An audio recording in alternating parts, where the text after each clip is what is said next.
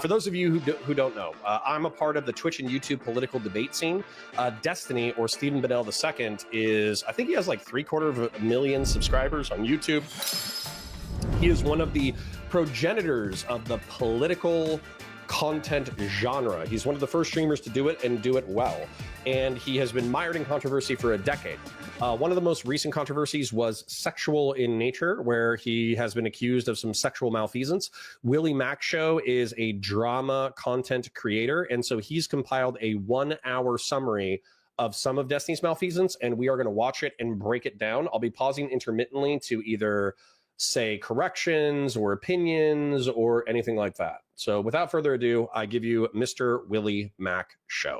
Video, a lot has changed. We have a court document from Pixie's legal team alleging that he was deleting evidence, specifically messages with multiple women who have claimed that he shared sex videos with them without the participants' consent. So he wasn't just sharing videos with Rose, he was sending it to other women who then told Pixie. I had a conversation with Anna, who claims Destiny sent her videos of girls that she'd never seen before. So I've been sent videos. I have no way of knowing if they were consensually, like, recorded or sent. In my last video, I made clear that if Destiny wanted to be taken seriously again, he'd have to own up to what he did. He's always preaching about accountability. But now when it's his time to finally own up, he doesn't. Instead, he tells me he's going to drop the manifesto to end all manifestos. I was not very confident, as the evidence against him was already damning. He literally admitted fault. Aaron tells Destiny, "You distributed it non-consensually." And Destiny replies, "Yeah, I know. I have damaged her severely." He tells Pixie, "I'm so sorry. There's literally zero excuse." But he tries to recontextualize this in our interview. When I sent that message to Pixie, I was like, I feel fucking horrible. Like, I'm so sorry. Like, I've psychologically damaged you. Like, this is horrible, whatever. I do feel horrible. It has nothing to do with whether or not I consented to send the video. I just feel horrible that something that I was involved in ended up leaking publicly. Like, even if she would have said, like, even if that wouldn't have been sent to anybody, if somebody would have, like, hacked my Google Drive, I would have said the exact same thing. So was his manifesto good? Well, it seems to have persuaded much of his own community, with many of the top comments praising him. However, when you get down to the meat of the argument he's making, it doesn't change anything. I confront him about doxing, pedo allegations, as well as converse with people from his past. This is the Destiny manifesto. For those DMs about you saying, like, hey, I wish this person, has this person been doxed yet? Yeah, for Anna, that's bullshit. For just feeling like Queeman, I'd kill him if I could. I'd choke the fucking house into it. Bro, I swear to God, if I quit streaming, I'm going to go on an assassination mission, okay? These people are going to start disappearing one at a time, okay? That's why this video is sponsored by Aura. And it What a great segue. Good God. Okay, WillyMac. Opening strong. So Anna has been sent videos of other girls. He's going to write the manifesto to end all manifestos. Apparently that was in reference to his actual recent public statement.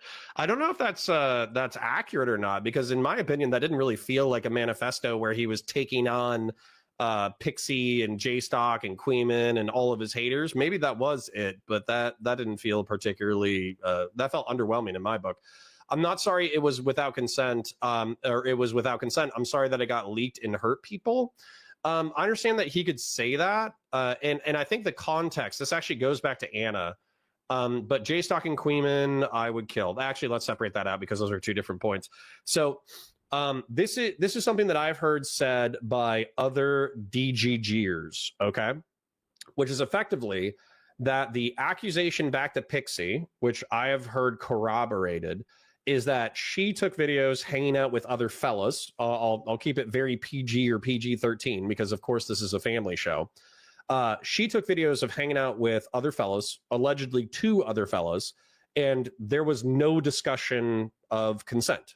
And so since there was no discussion of consent, Stephen allegedly, this is all allegedly, so take this with like take this with a dump truck of salt, okay? But allegedly, Stephen's inference, and this is not coming from Stephen, this is coming from other DGers, is that, well, what's good for the goose is good for the gander. So if Pixie was sharing videos with other fellas and he was sharing pictures with other women, then it would kind of show that this is like a quid pro quo natural relationship thing that she would expect him to engage in with other people. Now, of course, when you have like 24 women who all have access to the videos, gross is what I have to say about that. Now, when it comes to Anna, The question is whether or not that would extend out to her as well. Because Anna's saying like, oh, I got sent videos of other girls and I have no ability to verify whether or not there was any consent given. Well, then the question is like, what do those DMs look like? Were you sending him videos of other dudes and did you get consent? And again, it's the quid pro quo argument. Now, of course, my argument, because I think all of this is degenerate, is you guys, Zoomers and internet people, are way too lackadaisical about your sexuality. You're way too lackadaisical about who you share sexual content with. I invite you to, I want you to stay on Discord temporarily. I want you to stay on YouTube for now because I want you to watch this content. However, I invite you in general to start participating in third spaces. Go to wargaming stores, go to airsoft fields, go to churches, go to bars, go to libraries, go to other physical places that have other people that are within your demographic, and talk to those other human beings and see if you can make friends and find your girlfriend and wife and or boyfriend or husband, because very clearly spreading pornographic content on Discord is not working out for anyone. So that's my perspective. Please stop this degenerate behavior. Sean Kaplan says, Destiny still copes that Anna arc was in line because she's an adult when it's obvious the girl was super unwell, and then still sexing her after everything was insane.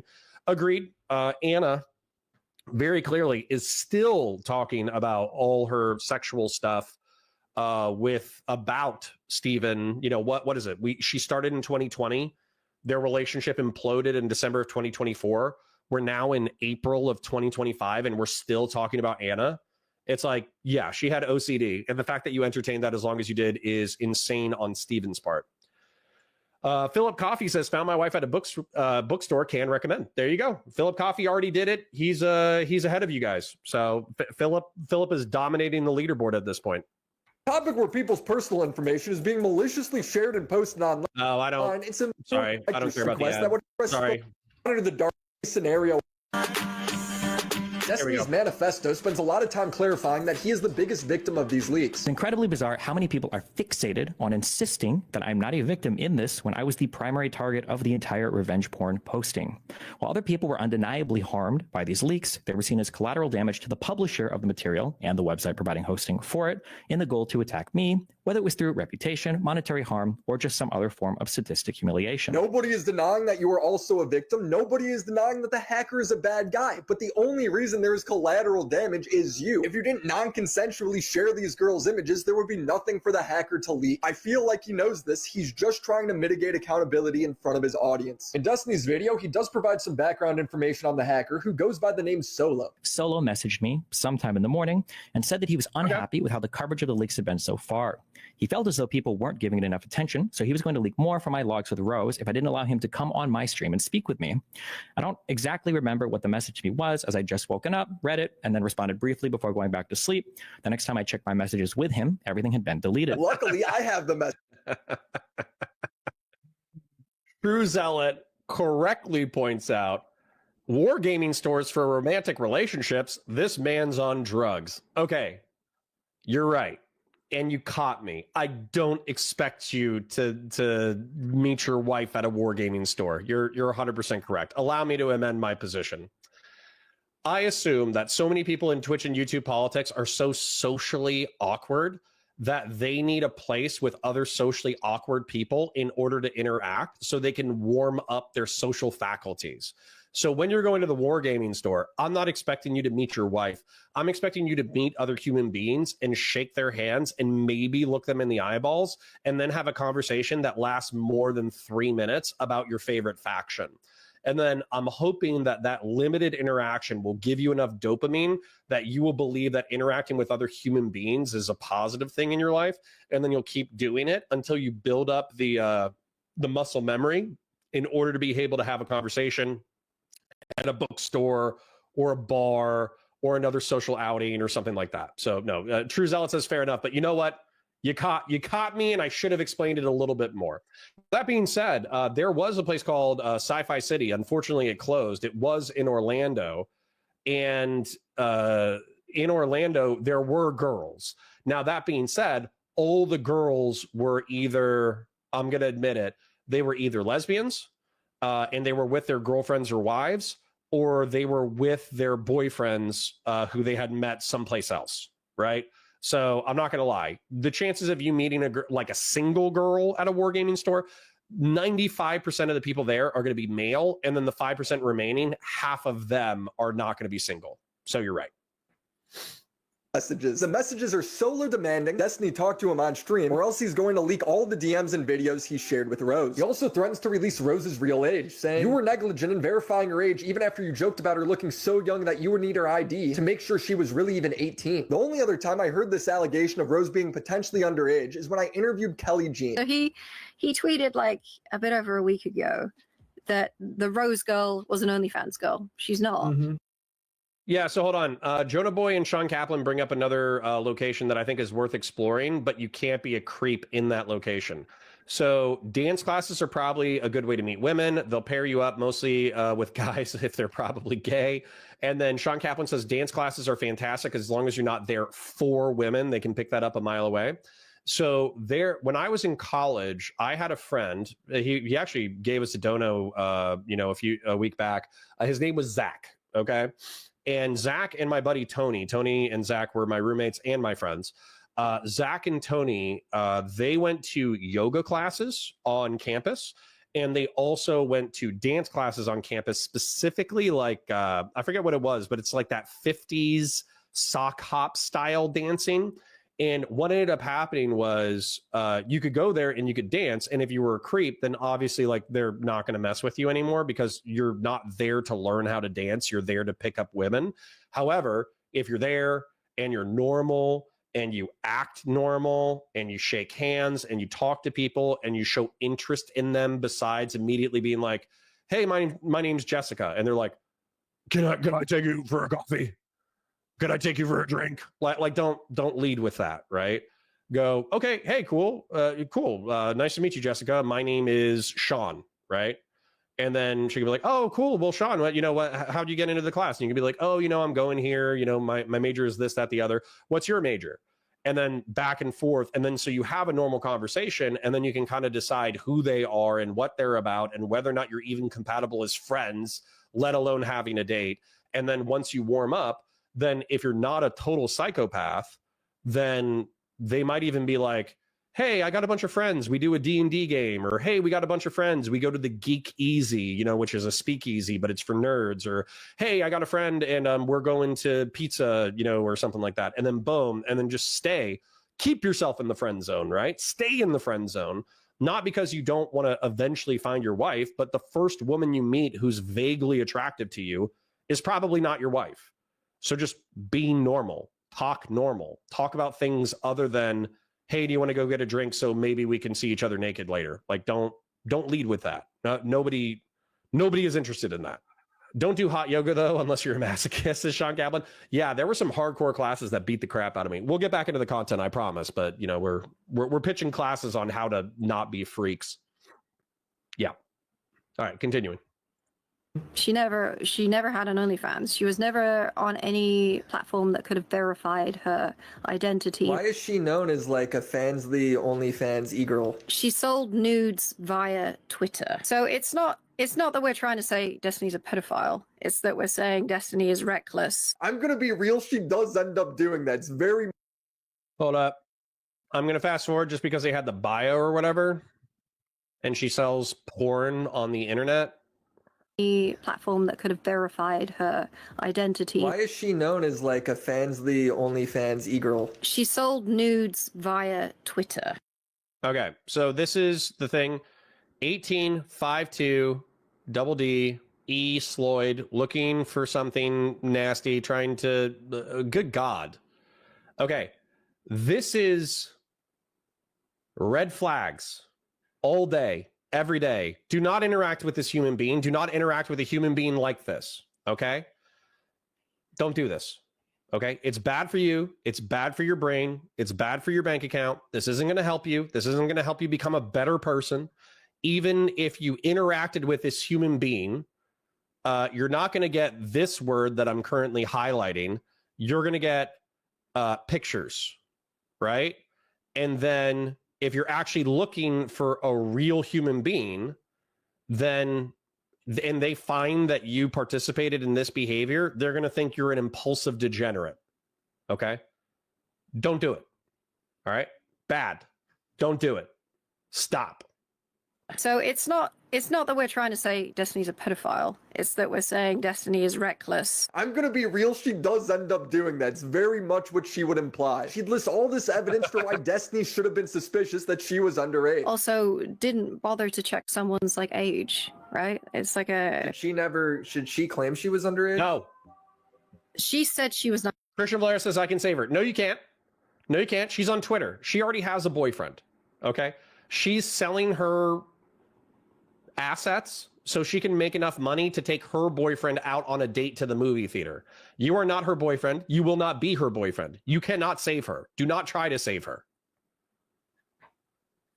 19 to him. That is true. But she also said, or 18 or 19. I think she said in messages she was 18 and then turned 19 is most likely the case. She was also saying, she was saying to Destiny, I can't come see you because my parents won't let me. So there was like a lot of like, within these messages, sort of tone indicators that this is a very young person. So when someone says OnlyFans, they're spreading a piece of misinformation in his benefit. Because if she did do OnlyFans, he could say, well, this website, which is known for verifying people's identity and age, says she's 19. Therefore, it's reasonable to think that she's 19. In this case, I personally feel like that is too convoluted of an argument. And if she lied about her age, I'm probably not going to hold him accountable unless I see evidence that is very obvious that she's lying, or he asked for ID or some shit and she's going no. So he does do that. He he makes a message saying, is that in the leak?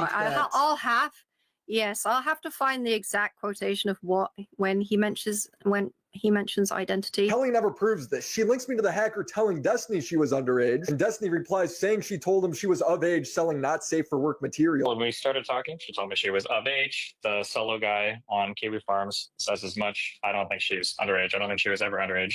Well, I mean, except for when she was underage, but before I talked to her. When navigating Kiwi Farms, the hacker himself would clarify in a later post, to Rose's knowledge, Destiny did not know her real age. And even if he did not make it known to her. I don't believe Destiny is a pedophile. Now, apparently there are DMs jokingly asking for ID, commenting on how young she looks. If I go to a club and I f someone underage, it doesn't matter that I asked for their age if they turn out to be younger. You're still going to get prosecuted the same way.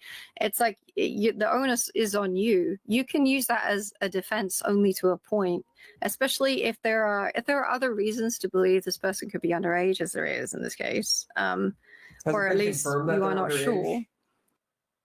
No, I don't think we can confirm their identity. So Rose's boyfriend says she was 17 at the time, and I don't know if she says she was 18 or 19 at the time of sending things. I get what you're getting at. I need more before I'm comfortable going that far. Yeah. Kelly wasn't able to ever find me this message, so I asked Destiny about it. Did she ever engage with you or like show you like a site where maybe it did check for? I'm going to fast forward, guys. Reason being is because we're litigating this, and my answer is going to be the same. Okay, this is my answer to you guys. Okay, don't do this at all. Okay, don't do this. As a matter of fact, I'm going to go ahead and go full screen for a second. All right. So hold on. My beloved viewer, my beloved chatter. Okay. You are probably not a millionaire. Okay. You are probably not going to be a millionaire. You are probably going to be a normal person working a normal job doing normal things. And so as a result, you should never try to be Destiny or want to be Destiny, frankly, because in my opinion, I did my own video essay where I did a quote where it's though a slave, a man who worships God is beholden only to one master, whereas a man who's beholden to no one has as many masters as he has vices, something like that. It's some Augustine quote. And so what happens is when you don't believe in God, when you don't believe in objective morality, when you don't believe even in a subjective morality that reigns in your behavior, then you can effectively do whatever you want. And what most people do whenever they can do whatever they want is they pursue pleasure-seeking hedonism. And so they try to maximize their pleasure and minimize their pain, and they often do so through sex and drugs. Let's be real. And so as a result, they get into situations like this, where despite having, I think at the time, Steven had a wife, Melina. He had a woman he was in love with, Lauren Southern. He had somebody with whom he was exchanging sex, which was Anna and Pixie. And then he, for some reason, thought that it was okay to DM this 19-year-old or 18-year-old OnlyFans girl on Twitter. Why? What are you achieving? You're not having children. You're not having children with any of these people. You are pursuing pleasure, but you are already getting pleasure from 10 different people. What are you achieving? And the answer is, I'm going to be real. I feel like it's boredom and death avoidance. Okay, that's what it is. He's bored because he's rich and he's already achieved everything that he wants to achieve in life besides politics. And then it's death avoidance because if he's constantly engaging in high school level drama, then he doesn't need to focus on the fact that one day he's going to die. And that's actually terrifying. So Slaanesh smiles upon destiny. Literally, he's like a chaos cultist who worships Slaanesh. No shit. Like if Steven wasn't Astartes, if he was a space marine, he would be Emperor's children. If he was a chaos worshiper, or if he was a normal human being, he would be a Slaaneshi cultist. 100%. And so I think he should probably stop, evaluate why he's doing what he's doing, and then pursue a different god, pursue a different idol, pursue a different objective, because there's nothing productive being here. It's effectively degeneracy. And I brought this up before. The historical context of degeneracy is something that you do that makes you worse and saps some of your life force. And I guarantee you that Steven has lost some of his life force by losing the people that he loves in his reckless pursuit of pleasure. So Jonah Boy says, Pokemon games after you beat the Elite Four type stuff? Pretty much when it comes to sex, yeah. And Well QC John says, that sounds like a recipe for the worst migraine headache in history. Right. Imagine that your wife and the love of your life and the two girls that you're sexting are yelling at you because you were sexting someone who was maybe out of age.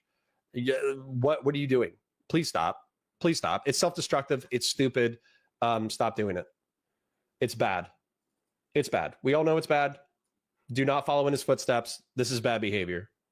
With Rose and her talking about using Tinder. I haven't used Tinder in like 8 years, so I don't know. Google says it verifies age. There needs to be more tangible evidence. Right now, the worst case scenario is that she might have lied. Philip Coffey says, potential future content, which chaos god each YouTube personality secretly follows. Yeah, I mean, literally, I would be Emperor of Mankind or Korn for sure. Yeah, the hedonic treadmill. Yeah, exactly. Lied to him. And that's the end of the good news for Destiny. Like, yes, congrats, you're not a pedophile, but the few extra wins he racks up during his manifesto are just so insignificant. You know, yes, Pixie did ask for a comical amount of money. Her first demand letter to me was for a total apology, then at least $15 million in compensation. Fuck that. Yes, people weaponizing your nudes against you is wrong. I was now in an impossible position. A revenge point of me was still being blasted across the internet with family members, including my 13-year-old son, being spammed with explicit videos of me, sometimes even by popular social media personalities like Justin Minks. I guess it's because I'm a guy at school. I'm trying to get better, but the image of Destiny sucking that is ruining it. Based. And then this is just her casually, replying to tweets of mine. It's good.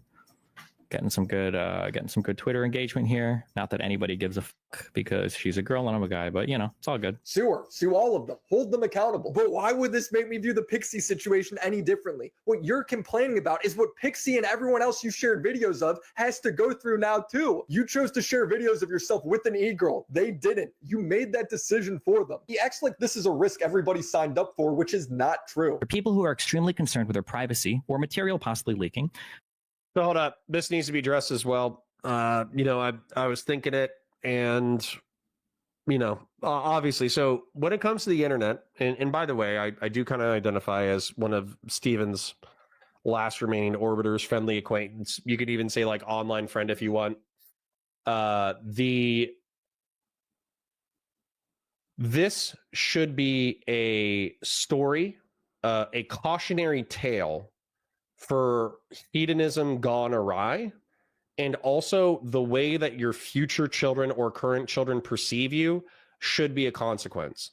Now, a lot of people don't like bringing up the fact that Stephen is a father because they don't want to make it so personal that it effectively implodes any of their criticism. Because the second you start bringing up family, right, it kind of gets very personal. However, that being said, your conduct, if you are, Stephen and I had a conversation about this where we were talking about the balance between like your moral duties to society versus pleasure-seeking behavior. And effectively what he said was that in 2022, when many of these things were going on, he had not calibrated his pleasure-seeking behavior in order to be in line with his duties to society. And since then, he's tried to recalibrate it. I think that's insufficient. I think that he's had a child. I think Nathan, is, I don't know, in his teenage years, I think is what they said. So 13, 14. One of your hedonic calculators, one of your calculations should be, what happens if my behavior is exposed to the public, and what kind of social consequences will my family receive as a result of the exposure of my private behavior? And everyone should think about that. Everyone should think about the consequences, not just for you, but for your family. And I think that's something that Stephen will admit to. It's part of what we talked about during our conversation, was that his family has suffered grievous consequences as a result of this incident. His mother and I think some of his family members have been spammed his private content repeatedly. They've been spammed that Stephen is like a sex pest or an e-rapist and he deserves to die or go to jail or go to prison. Now, of course, like online harassment, there's only so much you can do. Like I could be the subject of a digital harassment campaign at any moment, but you know what wouldn't happen if I was the subject of a digital harassment campaign? They wouldn't be able to expose my privately shot pornographic content because it doesn't exist. I haven't had any relationship except for my wife in 13 years, I think. And then I haven't shot any homemade pornography that could be leaked. And I haven't shared any homemade pornography probably longer than that. Maybe in a decade and a half, maybe like 2 decades now. So they can say I'm a bad guy and I deserve to die. They could say that. They could tell my family that. But that's about it. That's all they could really do. So yeah, I hope him and the people who are watching this content realize that you're not just contemplating consequences for yourself. You're contemplating consequences for your family members as well. It's hard to do, but you should do it. J-Stock and Gang say Destiny has a humiliation fetish. I don't know if I believe that. So Big in Gaming says, I could see Pixie asking for that much. She will never be taken seriously in politics again. See, hold on. Big in Gaming. This is the thing, though. I disagree with the sentiment. So Donald Trump has obviously he's male, but he has all sorts of like sexual misconduct allegations. He's an impulsive person. He talks randomly about weird sex stuff all the time. Didn't affect him that much. I'm trying to think of who else, but Al Franken or whatever, that like congressman who surrendered because he like jokingly grabbed somebody's boobs through body armor. That guy could have ridden that thing out. He could have just said, yeah, you know what? I'm going to keep my job. Pound sand. He could have said that, but he didn't. And so I don't think that like sexual, well, Monica Lewinsky, she's known, especially like 10 years ago, 20 years ago. She of course was the gal who hooked up with Bill Clinton, but she could have just said, yeah, I hooked up with Bill Clinton. So what? Deal with what I'm saying, not with that, individual facet of my personality.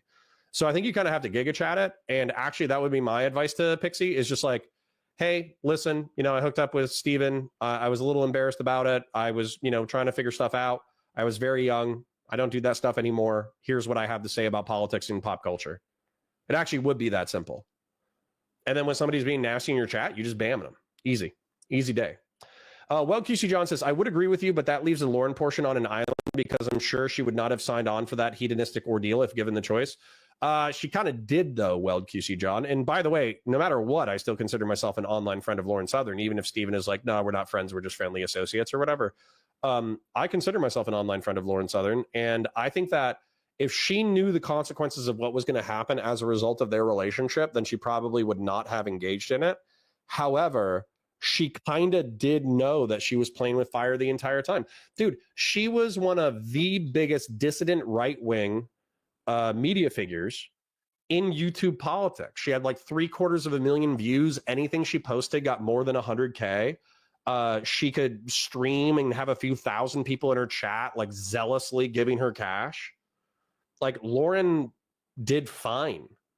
And so she had to have known that if she was hooking up with a super progressive, that was going to be viewed as blatant, on top of being a single mother, would have been like viewed as blatantly hypocritical for the dissident right. She knew it. I mean, I'm not saying that she like calculated the consequences, but she knew what she was doing to a degree. Jonah Boy says this, if you want to look at your screen, I'm not going to repeat it, but yeah, that's something that's not going to happen to me because I will never let it happen. Philip Coffey says, on your point though, if one of the reasons I agree with Destiny is such a bad example to go to, Steven is not a great partner.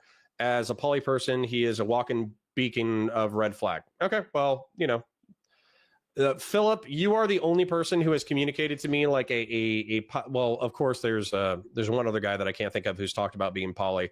I just don't believe in it.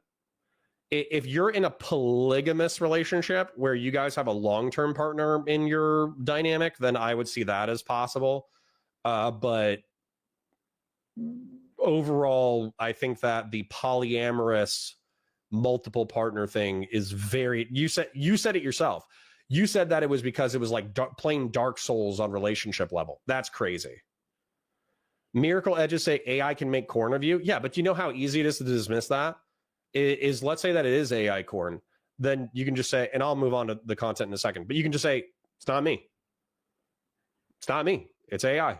Sorry that people are harassing you. Yeah. Hearshot says Lauren is totally done. She probably doesn't have a future in the right wing. I still think that she could come back and have like a relevant political career, but she would probably have to go centrist because there's no way that the far right would accept her. I agree that she doesn't have a future in the far right. Destron 5150 says, but Lauren already was on Den Turn. She's been moving more to the center after each drama in her life. Yeah, kind of. Much of her audience is still pretty far right. Yeah, Sean Kaplan, I agree with you that normal relationships, heterosexual monogamous relationships are already so difficult that adding in polyamory is difficult. Now, I'm going to try to guard my words because I want to be respectful to Philip. However, I do agree that it's incredibly complex. Back to the content.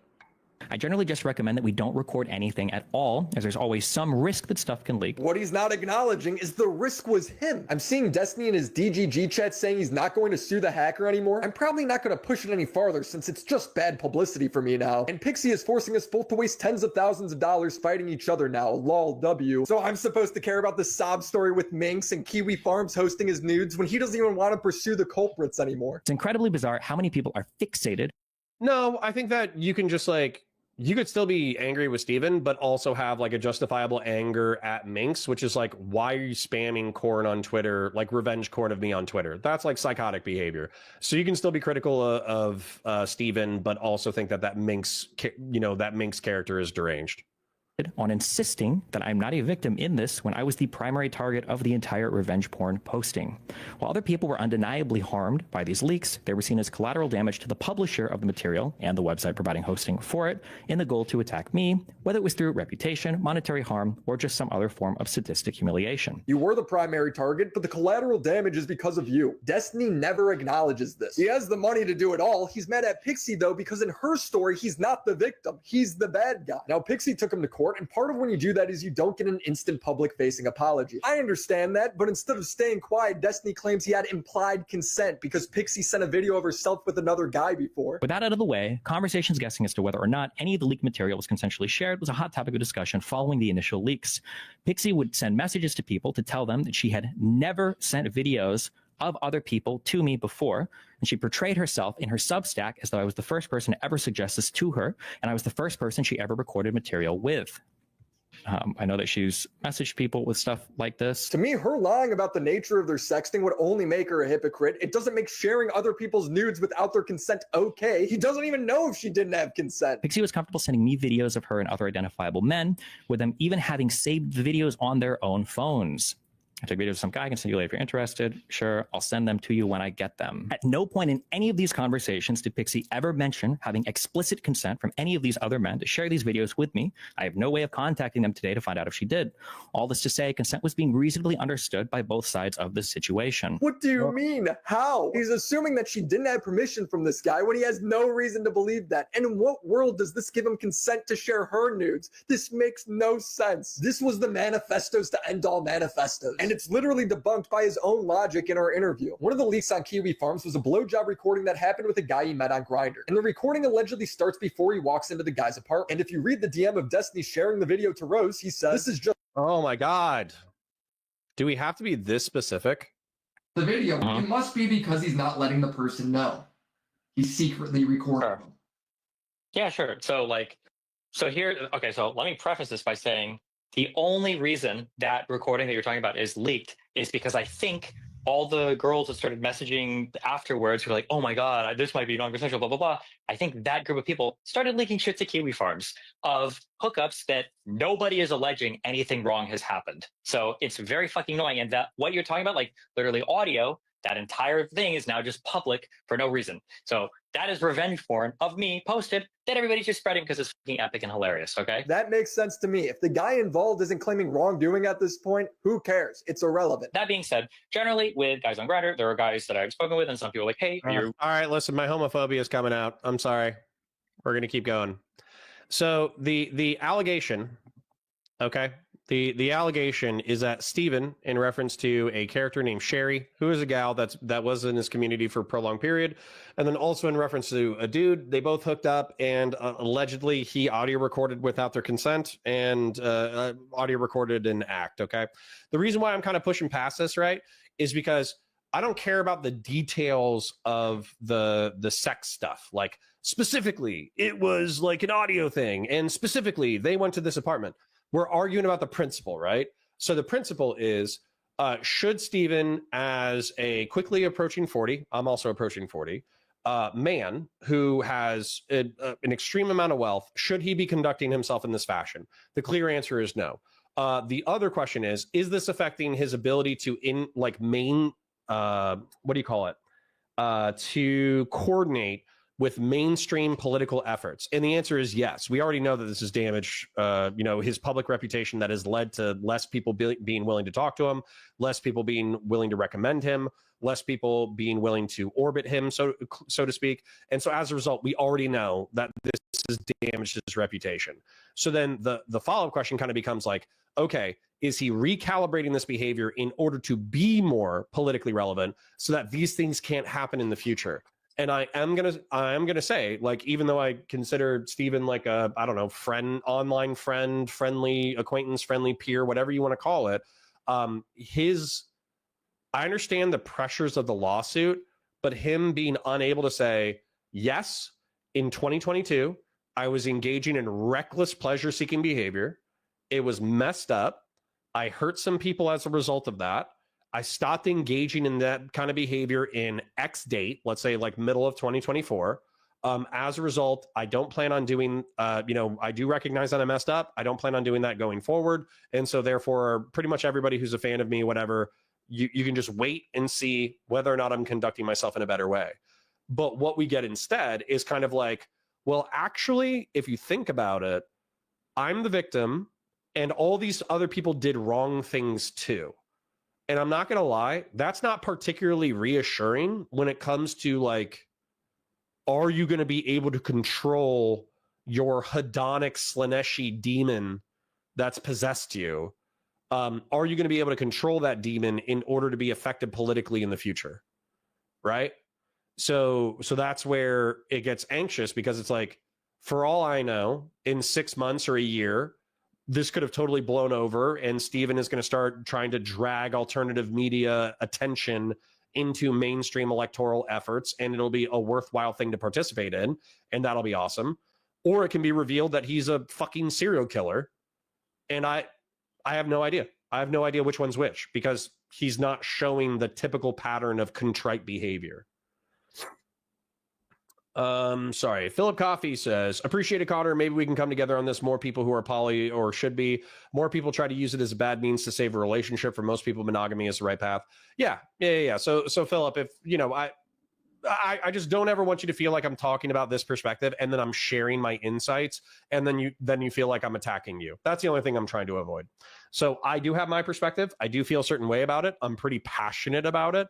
However, I don't want that to feel like Connor is saying that Philip is a bad guy and his relationship is stupid. Like, no, that's not what I'm trying to do. I'm trying to say that from my perspective, most people can't make it work. And as a result, you should try the tried and true methods of meeting a partner, building a relationship, building a family, et cetera, et cetera. Hill Williams says, it shows a foundational lack of accountability for one's actions and the effects that they have on others. Right. Which then I wonder if it's like a psychological thing where he just doesn't have the same psychology as a lot of other people, which is fine.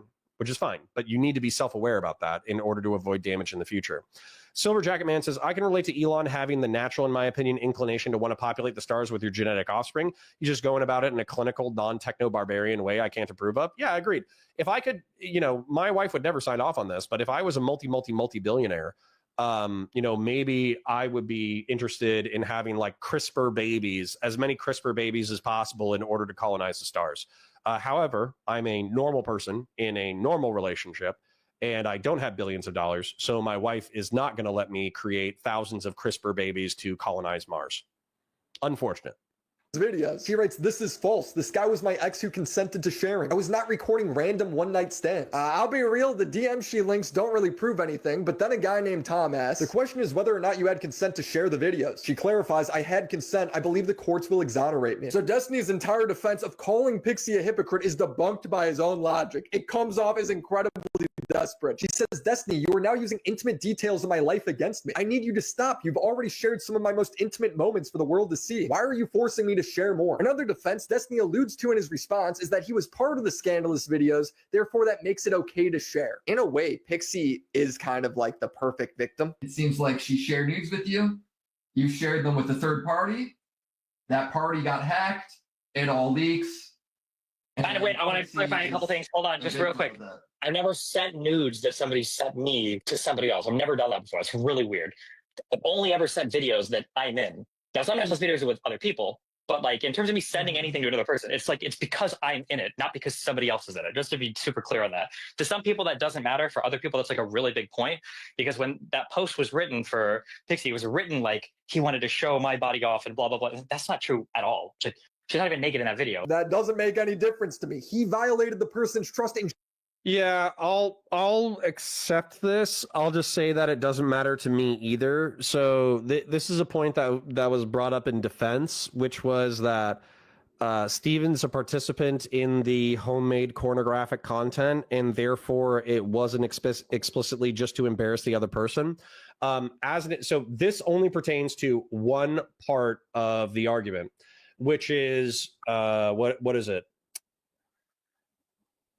It's the revenge porn statute. It's the sexual cyber harassment.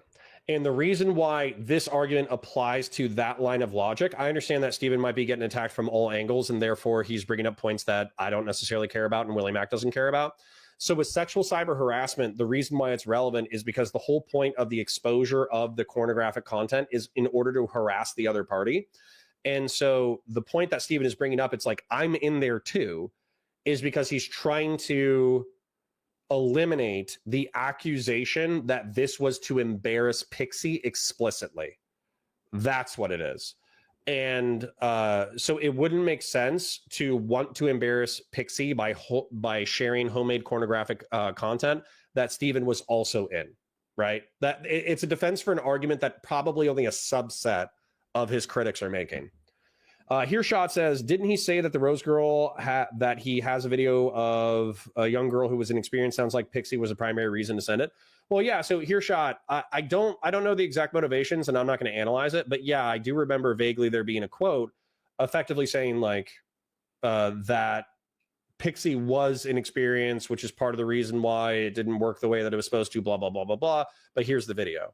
That was part of the description. Not sure how it's relevant necessarily. Oh, you're saying in case it's embarrassing.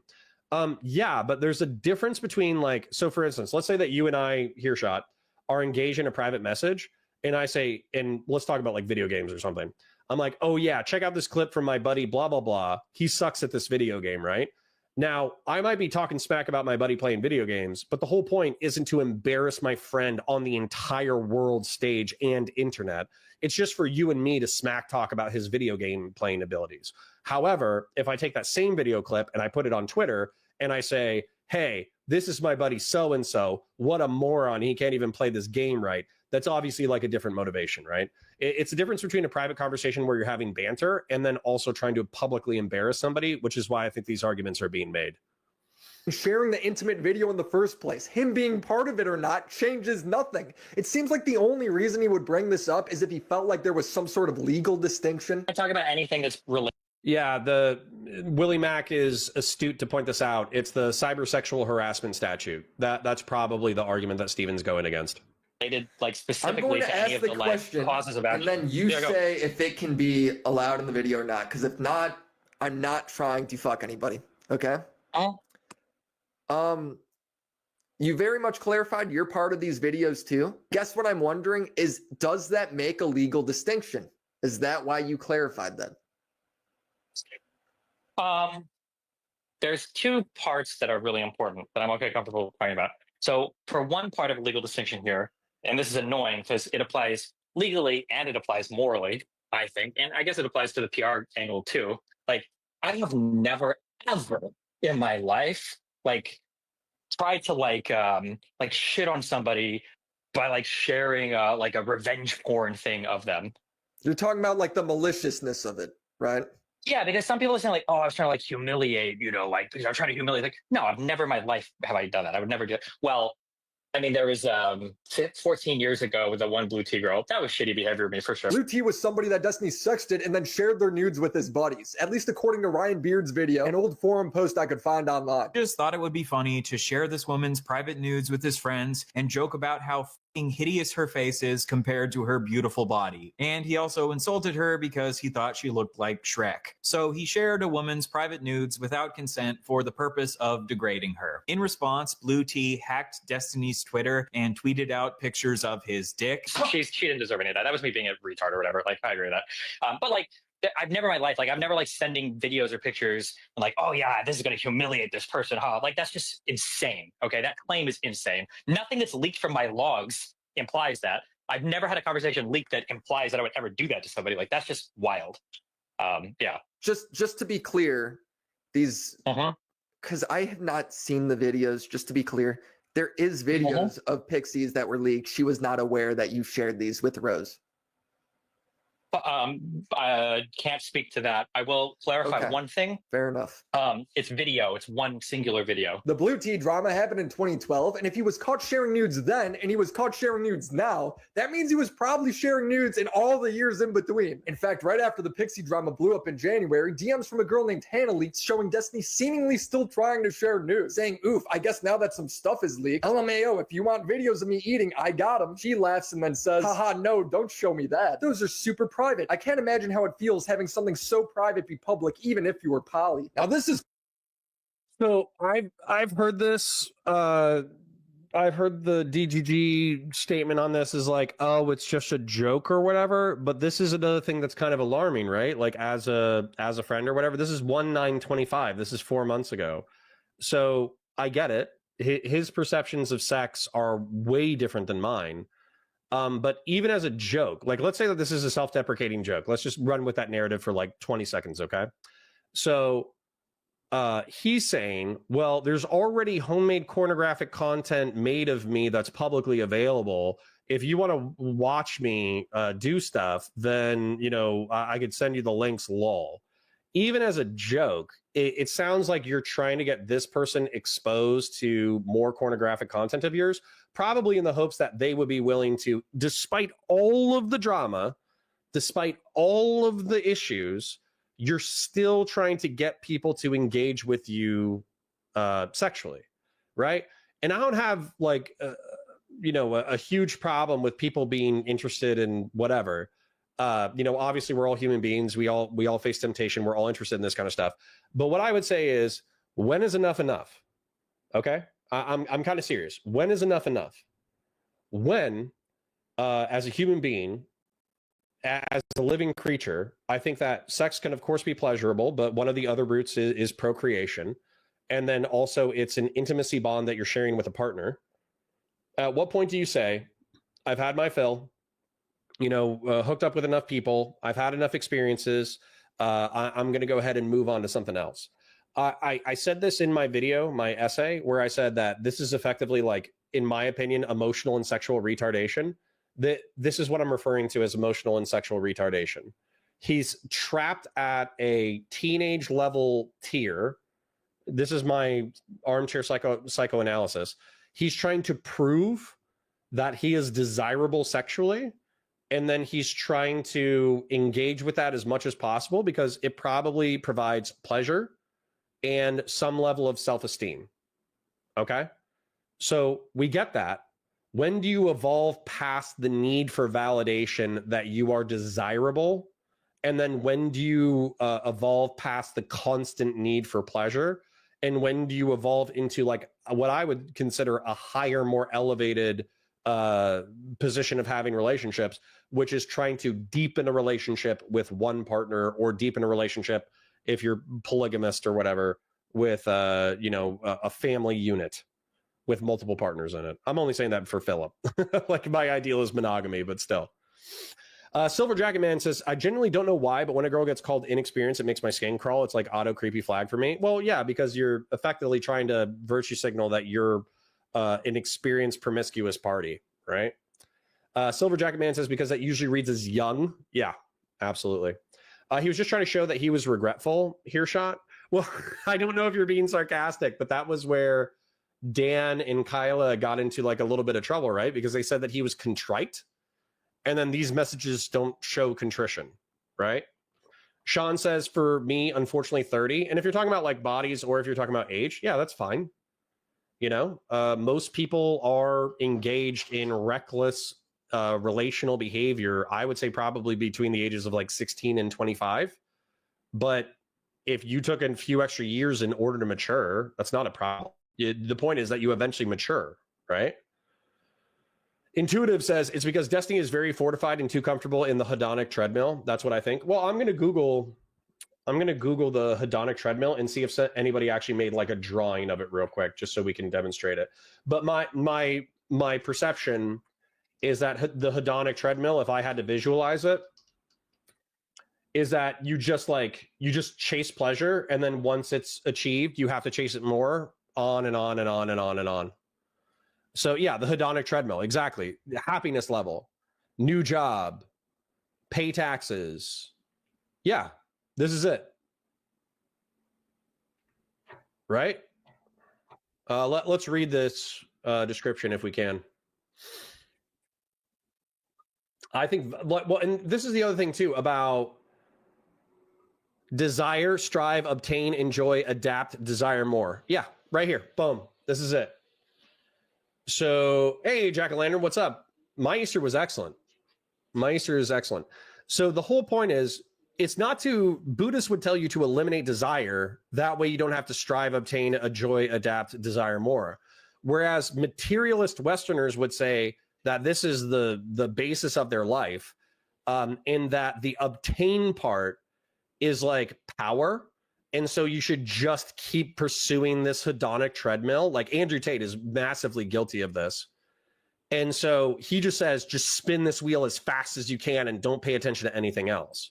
Whereas what I say, Nicomachean virtues, what I say is, you should try to balance, this is what Aristotle says as well, although he contradicts himself, is that there's 11 values that he identified, and he identified the high end and the low end of it.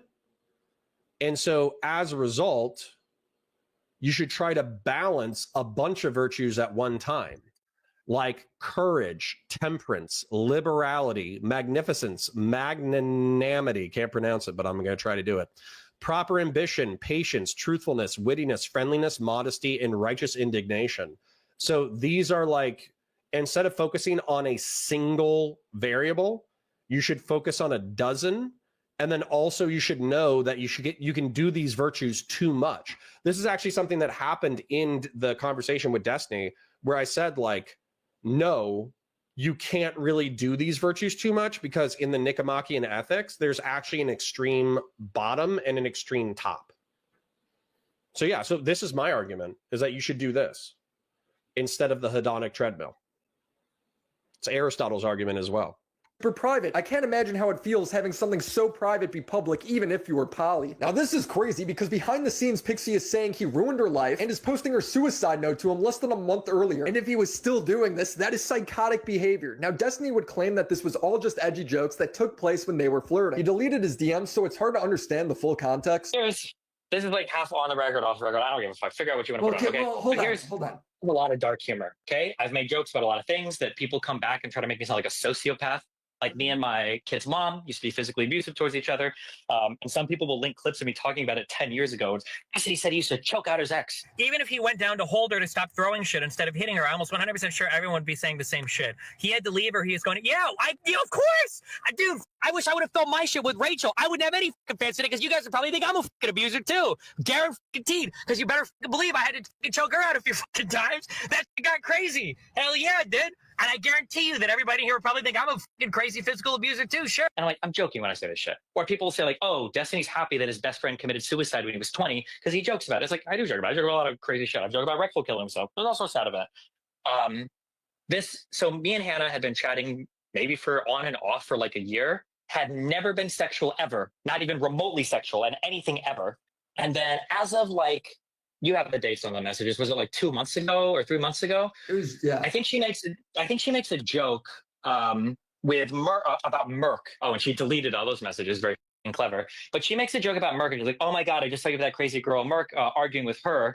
And then she's like, "Just so you know, I would never ever out any of your advances, LOL." And so when I see a message like that, I'm like, "Oh, that's a green light to flirt, I guess." And then I think our next conversation starts getting more flirty. And then she makes a reference to something about like videos or like, or something sexual or whatever. And I think I make the joke and I'm like, hey, listen, if you're looking for videos of me, they're still up on Kiwi Farms, LOL, which is true.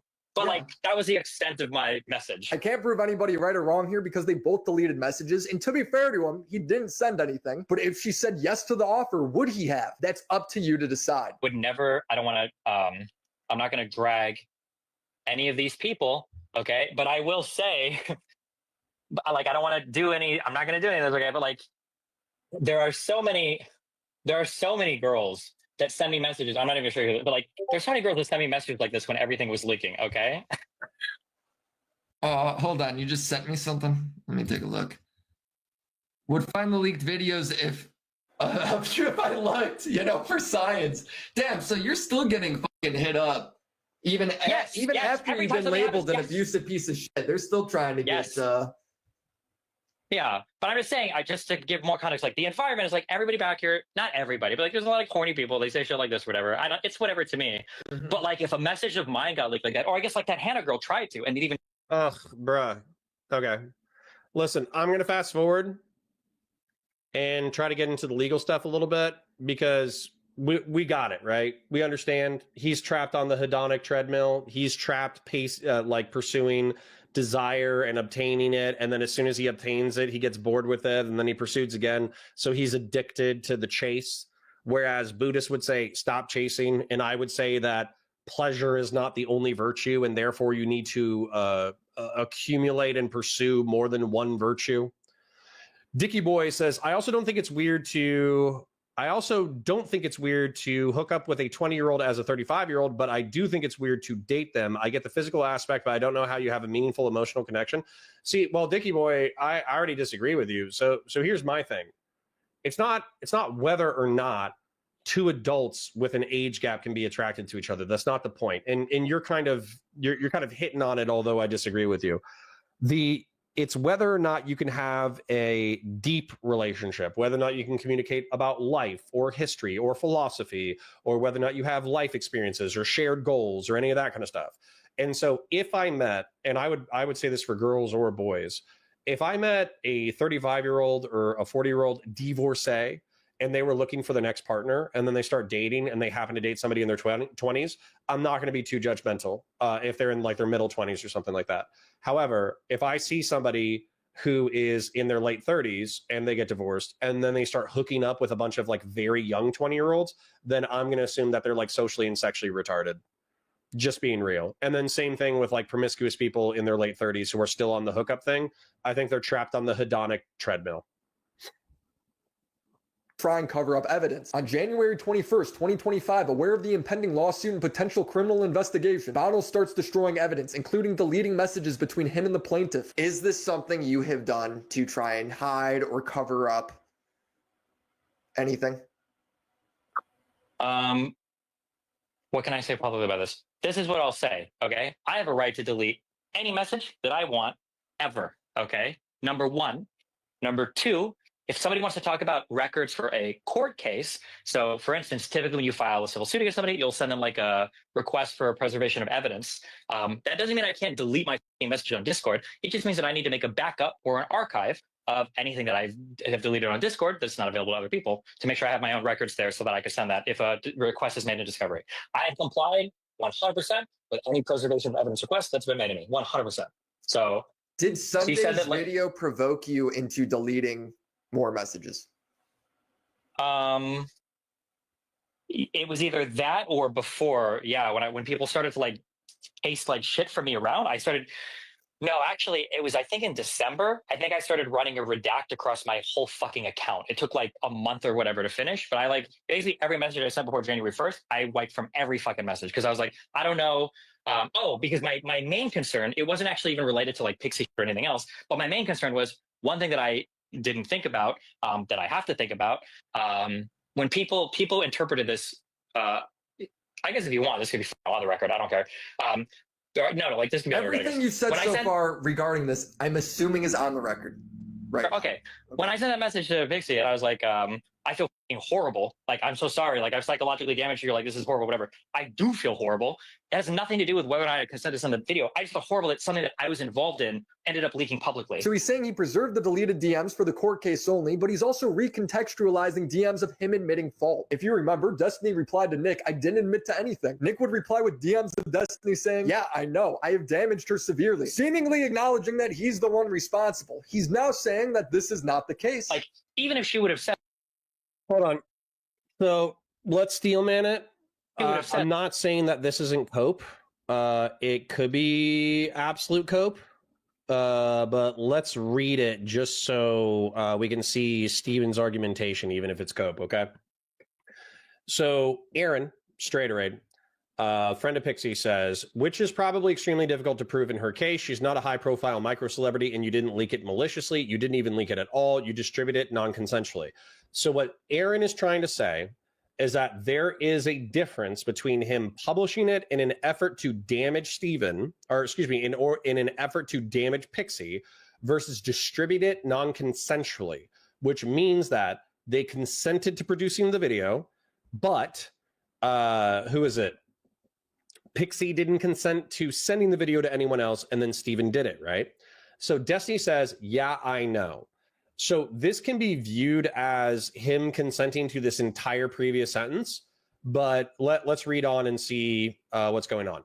I looked into it for obvious reasons, just to be sure, but I don't really care much about the legal side of it or whatever. Obviously, I have severely, at the very least, psychologically damaged her, which is probably extremely difficult to prove in her case. She's not a high-profile, you didn't even link it at all. You distributed it non-consensually. So he could be agreeing to the fact that he sent the DMs without her express permission while still asserting that he had implied consent. Now, you can call that cope. That's totally fine if you want to call it cope. But that is the narrative that he's running with. So let's see what else is said about it. Yeah, I know. I have damaged her severely, seemingly acknowledging that he's the one responsible. He's now saying that this is not the case. Like, even if she would have said, like, even if that wouldn't have been sent to anybody, if somebody would have, like, hacked my Google Drive, I would have said the exact same thing. Holy, I feel so horrible. I'm so sorry. This is, like, terrible. Like, I'm sorry. You didn't deserve this at all. Like, this is really bad. I'm so sorry. Like, it has nothing to do with whether or not I sent it consensually. It just has to do with the fact that because of, like, whatever, my actions or whatever, like, at some point, like, shit got leaked. But that being said... Oh, go ahead.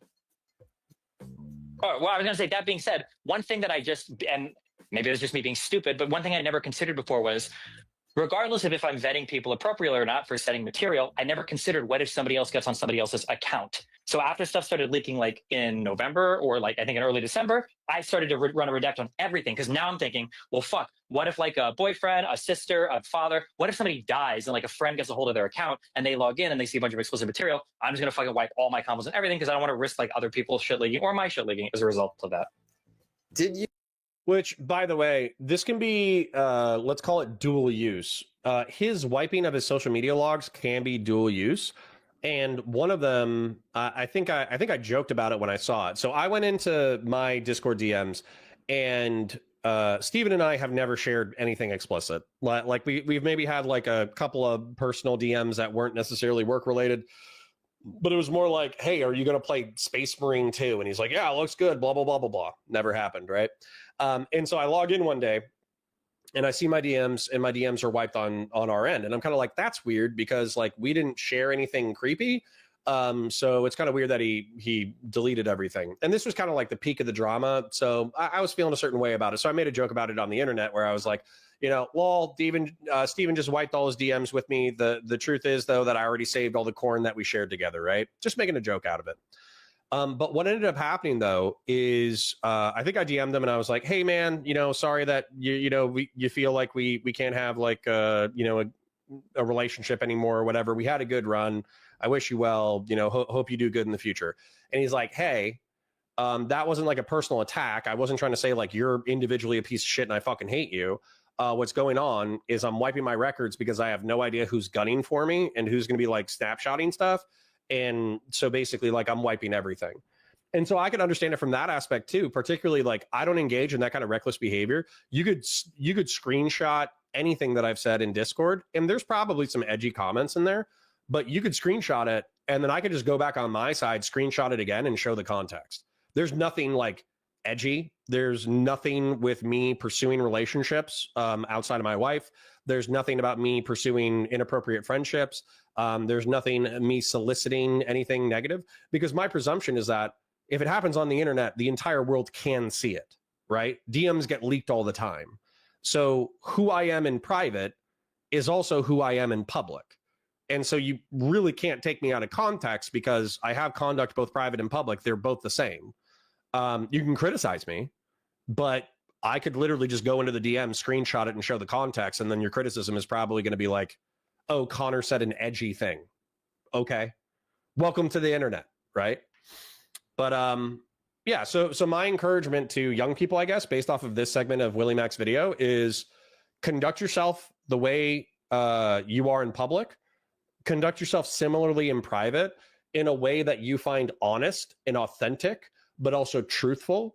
And if your grandma or your mother or your parents or God choose to judge you based off of what you do, then you need to be able to defend it, right? Because the truth is that if you don't feel that you are worthy of defense, then you probably shouldn't be engaging in whatever that nefarious behavior is. You delete anything in an attempt to hide stuff for the court case? No, I have digital copies of everything. Like Redact literally has an auto archive thing, and Discord allows you to archive all of your conversations before doing anything. So I've complied with every court request that I've gotten. Yeah, the fuck. I feel like I've asked this before, but if you can't be on the record, fair enough too. Sure. But I just want to reiterate since we brought it up again. Did Pixie ever know you were sharing stuff with Rose? That involved her. It's both of you, I understand, but that involved her as well. For claims that are like, these are like the hyper-specific claims that this court case is going to deal with, I can't, on advice of counsel, I can't talk about those things in particular. Okay, fair enough then. I will say that when we recorded stuff, I was either married to or I was engaged with Melina at the time. And so, I mean, at the very least, like that's one person that I'd be sharing stuff with that she would know, obviously, right? But what is he on about? He's already said it. He's taking responsibility without taking responsibility. It's hilarious. If you're still defending Destiny over this Pixie stuff, why? Like, this is really bad. I'm so sorry. Like, it has nothing to do with whether or not I consent consensually. It just has to do with the fact that because of like whatever my actions or whatever, like at some point, like shit got leaked. I find it absurd that he's apologizing not for sharing the videos non-consensually, but for the hacker leaking them. Bro, the girls didn't want him shared in the first place. I can't get into it in the interview because he wanted all of that off the record. But it all comes back to this implied consent argument, which we've already determined is ridiculous. Now, I don't know what the result of their court case will be. If what he did was illegal, I'm not a lawyer, I don't know. But So you can call it Cope, call it DGG Cope, call it Stephen Cope if you want. I'm going to try to explain the implied consent, even if you think that it's rawly a legal tactic. Okay. So the legal tactic, allegedly, is that there are videos of Stephen engaging with Pixie, and then there's a video or two videos of Pixie engaging with other men. And in those direct messages, there's no conversations about whether or not those videos were obtained with the consent of the other men. And therefore, Stephen's argument is that they effectively had this style of relationship where they were sharing nude stuff, you know, and it just was what it was. That was the dynamic of their relationship, was they would engage physically with other people and then share nudes with, share nude videos or pornographic videos with each other, right? Now, the contradictory evidence that I think Stephen's critics bring up is the fact that this sharing of Pixie's video was 2 to 3 years later. And therefore, even if you were making the implied consent argument, does it apply in perpetuity where you can just share pornographic content forever? That doesn't seem to make much sense. And then also, there's a time where Pixie panics and actually contacts Stephen, is like, hey, Lavloon said we hooked up, but I have always been insistent in public that we didn't hook up, which again kind of points to Pixie lying, which is why this is high school drama. And so as a result, Stephen should have known that based off of that conversation, Pixie wasn't interested in their relationship being public, right? And these leaks happen afterwards. Therefore, he's either thoughtless, reckless, or nefarious. And you kind of have to pick your poison in reference to the way that you perceive him.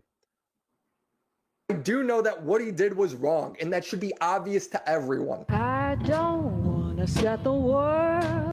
Yeah, nobody disagrees with that. It's the extent.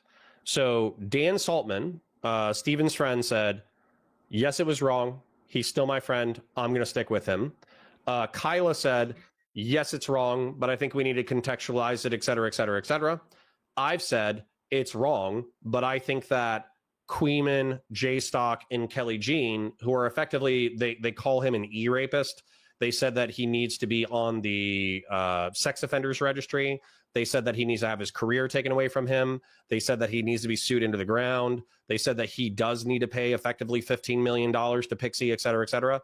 I think that their belief in the consequences that will happen to Stephen is not in line with reality. And I think their reaction is hyperbolic, to put it most charitably. K-Soko says, people are mad Destiny is going to come through this relatively unscathed. Listen, he could be revealed to be a serial killer. He could totally, like, it could show up tomorrow that it's like, popular Miami streamer Stephen Bennell II has 24 human heads in his freezer. That could totally happen. However, based off of currently available information, I think his career is going to keep going. And then not just that, whenever he goes live, he's still breaking between like 7 and 15K. The lowest that I've seen him recently was while he was doing a research stream, and it was like 7K for a bit. And then the second that he starts talking to somebody else, or he starts like reviewing stuff, it's between 10 and 15K. So yeah, his career is going to continue unless he's revealed to be Jack the Ripper, like a serial killer / assaulter. I think Stephen's going to survive.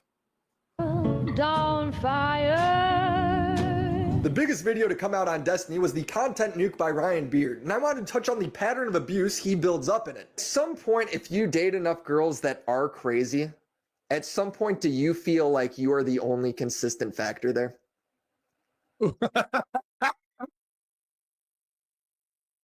That's a great question, Willie. That's a great question. Sapien Green says, whoever has bodies in their freezer, it seems it's someone who doesn't like Ethan. Yeah. For those of you who don't know, Ethan Klein, in reference to his response to iDubbbz, he recently received 2 human skeletons in the mail. Like, if they were purchased from like an anatomy or stolen from an anatomy lab, if they're serial killing victims, who knows? but allegedly they're 2 human skulls that were sent to Ethan Klein in reference to the recent drama. And then WillyMac said, he says, like, hey, you've dated all these crazy chicks. There's probably like half a dozen examples of crazy chicks. At what point do you recognize that you're the consistent variable in these relationship implosions? That's a great question, Willie. That's an excellent question. Christian Blair says, I don't see political orgs like PV reaching out to him, though. Maybe. We'll see. If it blows over in a year, they might still want to work with him. If it's still hot, maybe not. Yeah, for sure. But I mean, there's a lot of things about my life that's like super atypical. That would draw those types of people and would induce that type of behavior as well. The issue with the video, like Ryan Beard's, it's Ryan Beard, right? Have you watched it before we comment on it? And I thought about, I watched it because I thought about like, do I want to do like a long-term response and go through like every single claim? The problem is that like, one, you're working with a full like 15 years of me having one of the most public lives on the internet. So basically anything I've been involved in is going to be out there for better or for worse. Sometimes in the worst light possible. That being said, like, I mean, there are things that I've done that are just like legitimately bad. Like I shouldn't have done that. Like the Mia Rose stuff, that was bad. Like I admit that. The Mia Rose drop. Oh, nice. Well, I don't know. We'll let WillyMac explain that in a second. So Silver Jacket Man says, I similarly didn't care about the Tiger Woods extra marital escapades. It didn't affect my enjoyment of his golf. And then those skulls are from a website where you can buy human bones. It's still insane, but the origin is known. Okay, good. Thank you, Jack-o'-lantern, for sharing that. I'm happy that there aren't serial killed corpses out there. But Silver Jacket Man, so what I would contend with, okay, this is what I said about Trump. Is in reference to Trump, it's not just that he cheated on his wife, right, while she was pregnant, which is a vulnerable state, which I think you can extremely judge somebody for. It's the fact that he's also obviously a bad person with bad politics. And so my inference is that he's a bad person who therefore has bad policy. Therefore, you should judge the whole kit and caboodle. I understand that Tiger Woods may be a phenomenal golfer and that his extramarital affairs don't affect it. But I think that you should go ahead and judge the art and the artist separately, unless it's necessary that you judge them together. As an example, if Tiger Woods' baby mama, charged the field and hit him in the kneecap with a golf club, I think you could say like, hey, I was trying to let Tiger Woods' personal life be his personal life and his professional achievements be his professional achievements. But the truth is that he might be a bad guy and he let his personal achievements, his personal life become so out of whack that he has now destroyed his professional life. And I think it's perfectly fair to both separate them and judge them together depending on context. Drama was in 2011. Destiny got drunk on stream and sexually assaulted Mia. If I was a real friend, I would make you. Okay, go. She just smacked his butt. Is that sexual assault? Oh my god. Listen, I'm gonna apologize. Yeah, say sorry. So Get the bitch. Like there was a time when I got like, it was probably one of the people say I'm like making justifications, but I'm not. Like it was bad. But I got like super wasted for like the first time in my life on a stream. I think when I was like 22. And I was like grabbing me Rose's boobs when we were streaming or whatever. We were doing a vacation thing in like Utah. And it was bad. But I mean, like I've talked to her since. Like I've apologized. I mean, there's nothing else I can do. It's always like strange to me when people like Ryan will make videos and say like he needs to take accountability, and it's like this happened 13 years ago. Like I've apologized. I don't know what else you want me to say. It's not like I think it's good behavior. Like obviously it was bad. Like I don't know what I'm supposed to do about that. And Mia's recently is. So hold up. So Jack-o'-lantern says, my issue with Destiny is he portrayed his morals and political philosophy in a particular way while doing the complete opposite in private, which for me calls into his conviction and his politics. So hold on. I actually want to contend with this, Jack-o'-lantern, because this is one of the criticisms that I've heard said most earnestly that I kind of don't agree with. So whenever I've criticized Destiny's takes on private conduct, like sex and all that kind of stuff, is he will constantly say, oh, I don't recommend my lifestyle. I don't do XYZ. I don't do ABC. I always get consent, et cetera, et cetera, et cetera. And I don't recognize my lifestyle for most people. I don't think it's going to work with most people. That can be logically true. While at the same time, young men, not going to lie, kind of stupid. They look at your behavior more than they look at what you say, right? And so if you say, do as I say and not as I do, and there are people who like you, younger men who like you, they're going to do as you do, not as you say, right? And so, especially with him having a son, you know, my recommendation, if we were friends, would be to be like, okay, stop fucking around, because obviously it's costing you both personally and professionally, and you're setting a bad example for other young men, right? That would be my personal advice. Now, when it comes to hypocrisy, I think the closest thing to hypocrisy that we can really point out to is the, oh, I always get consent. I always have like really explicit conversations with my partners about how we're going to conduct ourselves and why. I always ask about barriers. I always do this. I always do that. That was the thing that I feel like is kind of hypocritical, particularly when it comes to like the sharing the videos or whatever. But I still feel like those statements can be true in the other contexts, like physical hookups. Do you want our relationship to be private or public, et cetera, et cetera. I still feel like he could have put a lot of emphasis on IRL, I guess, consent versus digital consent, and have those statements be true. So if there's another glaring hypocrisy, I would like to hear from you. That's what I'm saying. Consensual assault. Well, he grabbed her when she didn't want to be grabbed. Okay. And, you know, my wife grabs me when I don't want to be grabbed, and sometimes I grab her when she doesn't want to be grabbed, and sometimes she smacks my butt when I don't want to be smacked, right? It happens in relationships. Shouldn't happen on live stream. It shouldn't be graphic. It shouldn't happen in front of other people, and the other person should give you consent. But when you're dating someone, sometimes people's butts get slapped. Sometimes it happens. Sorry. Sean Kaplan says it's like self-defense. If they strike you first, you're clear. Oh man. Silver Jacket Man says, I think what I'm getting at is people have a tendency to hold others to a moral role models when they shouldn't be. They are good at something like sports, debate, etc., so they must be good people. Yeah, I mean, I agree that that's the problem here, is that Steven is a talented debater, so people also want him to be a moral arbiter. I agree with that. But isn't that a sod armchair socialism criticism too? Explain. I have no problems contending with a deeper debate. I have no problems with that. And also, if I'm being a hypocrite where I'm being overly charitable to Steven and I'm being uncharitable completely to Hassan, I'll be happy to hear it. Silver Jacket Man says, I always got to check always check your biases, right? Check your corners, check your biases. Silver Jacket Man says, I've always thought that he wasn't the best path to take. Peyton Manning barely functioned as a human being. Michael Jackson was kind of a sleazebag, etc., and I think that's okay. Yeah, wildly talented people oftentimes have extremely negative personal flaws. It's true. Mia Rose says, it happened. I did nothing at the time. It was way before there was any info in my world about what was right and wrong. I thought I had to put myself in that situation, but at the end of the day, he did assault me. He had apologized, and we left it alone. Well, what does she want? Right? Does she, and I'm not trying to attack Mia, but what would she want to happen? Would she want to go back to the Los Angeles Police Department and say, this guy grabbed my chest on stream and therefore I want him to go to jail? I doubt it, but you know, that's okay. Let's see what they have to say about it. 2022 has corroborated this, saying, at the end of the day, he assaulted me, he apologized, and we left it alone. And the point of Ryan doing this was to show that Destiny has always treated women poorly. His best example that he brought up was Anna Voir. Anna was somebody who hooked up with Destiny, and then they'd get into a fight, she'd cry on stream. Steven, you lied! You lied and you misrepresented so many things, Steven, and you know you did this. I mean, you've apologized to me. Oh my God, it's Frogan.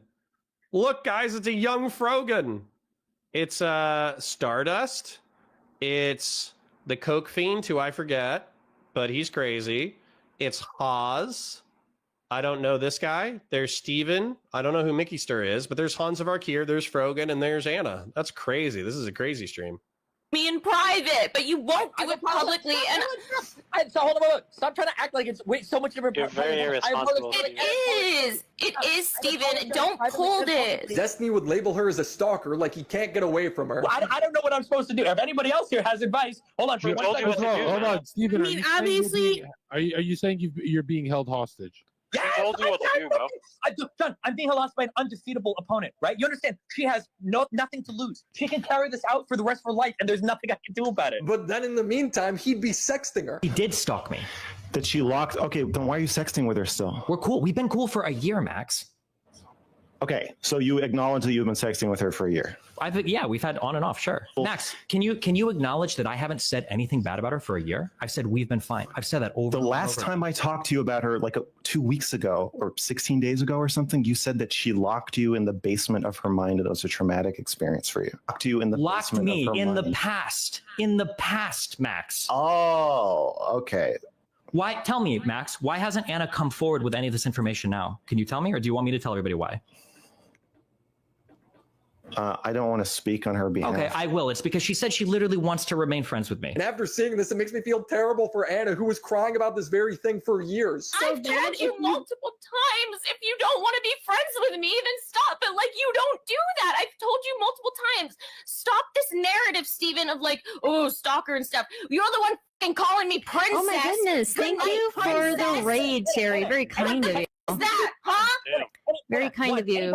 Hello. Number two, I'm pretty sure. Hello, Terry. Welcome. Welcome. It was like a This panel is insane. Everyone's here to just suck up clout from this poor girl's mental breakdown. Now, Destiny claims the reality of this situation was different. It's one of those things. All right.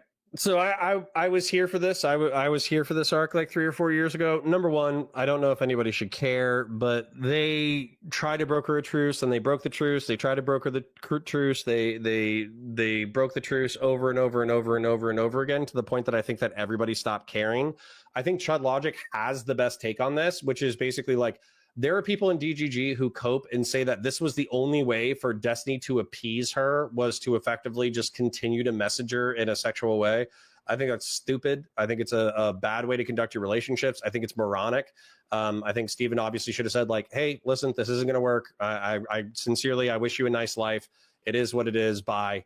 And then block her on all social media. And then if she crashes out, then just ignore it. And if she crashes out to your friends, then you just have to talk to your friends and say, hey, listen, I liked her. We hooked up. Melina and I are still together. She wanted more from me than I was willing to give. We talked about it multiple times. And she, I'm not able to communicate with her in a healthy way, so I'm not going to, right? That obviously would have been the infinitely like more intelligent and mature way to conduct this. But I think that we brought up the hedonic treadmill multiple times, where it's like, you're pursuing something in order to achieve pleasure. And then I think let's look at the hedonic treadmill again. Google hedonic treadmill. I think one of the funny things about it is that Anna is effectively a perpetual hedonic treadmill, because you have desire, you strive to obtain, you enjoy it, you adopt it, you desire more. Well, what happens is at the desire more stage for Anna, this thing implodes, and then it also implodes for Destiny as a result. And so they can basically start from scratch, where they can desire a thing again. Anna can desire a stable relationship with Steven. Steven can desire the attention of a woman that he thinks is attractive. Strive, obtain, enjoy, adopt, desire more. And so if Steven's life is the hedonic treadmill pursuit, then Anna herself is like a mini hedonic treadmill that just implodes all the time, so you can constantly reset the wheel. So again, this is something that I'm going to advise you. This isn't necessarily, I'm not criticizing the hedonic treadmill necessarily. Desiring things, striving for them, obtaining them, enjoying them, adapting to them, and then desiring more, that's a part of like life goal setting and pursuit. That's totally fine. What I think is that this shouldn't be the only thing you do. And I think that desires should be tempered with virtue, right? Kavari says, let's be honest, this means nothing. Destiny can't be canceled. I mean, at this point, yeah, I think he's big enough that barring serious criminal allegations, he probably cannot be canceled at this point. I agree. C-Dub says, most frustrating part is how his behavior kind of reinforces Red Pill. He pushes against them, and his own lifestyle and hypocrisy does damage that legitimate criticism. That's John Zerka. I remembered his name. That's what John Zerka said. John Zerka was like, hey, man, you pretend to be anti-Red Pill, but you're living the most Red Pill lifestyle ever, because you're effectively, you got one main girl. She holds you down. She gives you what you need when you need it. And then you got all these other females who are interested in you either for like clout, money, or pleasure. And so you kind of do your own thing with them. And then when it burns out, it burns out. And so ultimately, you're the ultimate red pillar. Listen, I'm not saying it's true. I'm not saying it's true. I'm saying that John Zerka said it and there was an element of truth. That's what I'm saying. Things were like, when you dive into the details, it becomes a lot kind of more murky and dumb. So like, I think that the Anne of War story. True Zealot says this weirdness with Anna's situation is why I stopped following him. Just pinged every red flag I have. Well, you know, I think it's safe to say that. Obviously, I still think Steven is a competent debater. So if he has like a blowout debate, I'll still watch that. I still think that he has the ability to mobilize his audience in order to achieve real world good. So if there's something that we have parallel interest in, then maybe I'll help out with that. But yeah, as far as like personal life goes and like drama goes, if there's somebody that I know that's involved, I'll watch it. But yeah, if there was like a new Anna arc, I would effectively wait 6 months for it to blow up, and then I would just watch like drama summaries from drama channels. I wouldn't engage with the content itself because I would view it as like I'm feeding the beast effectively.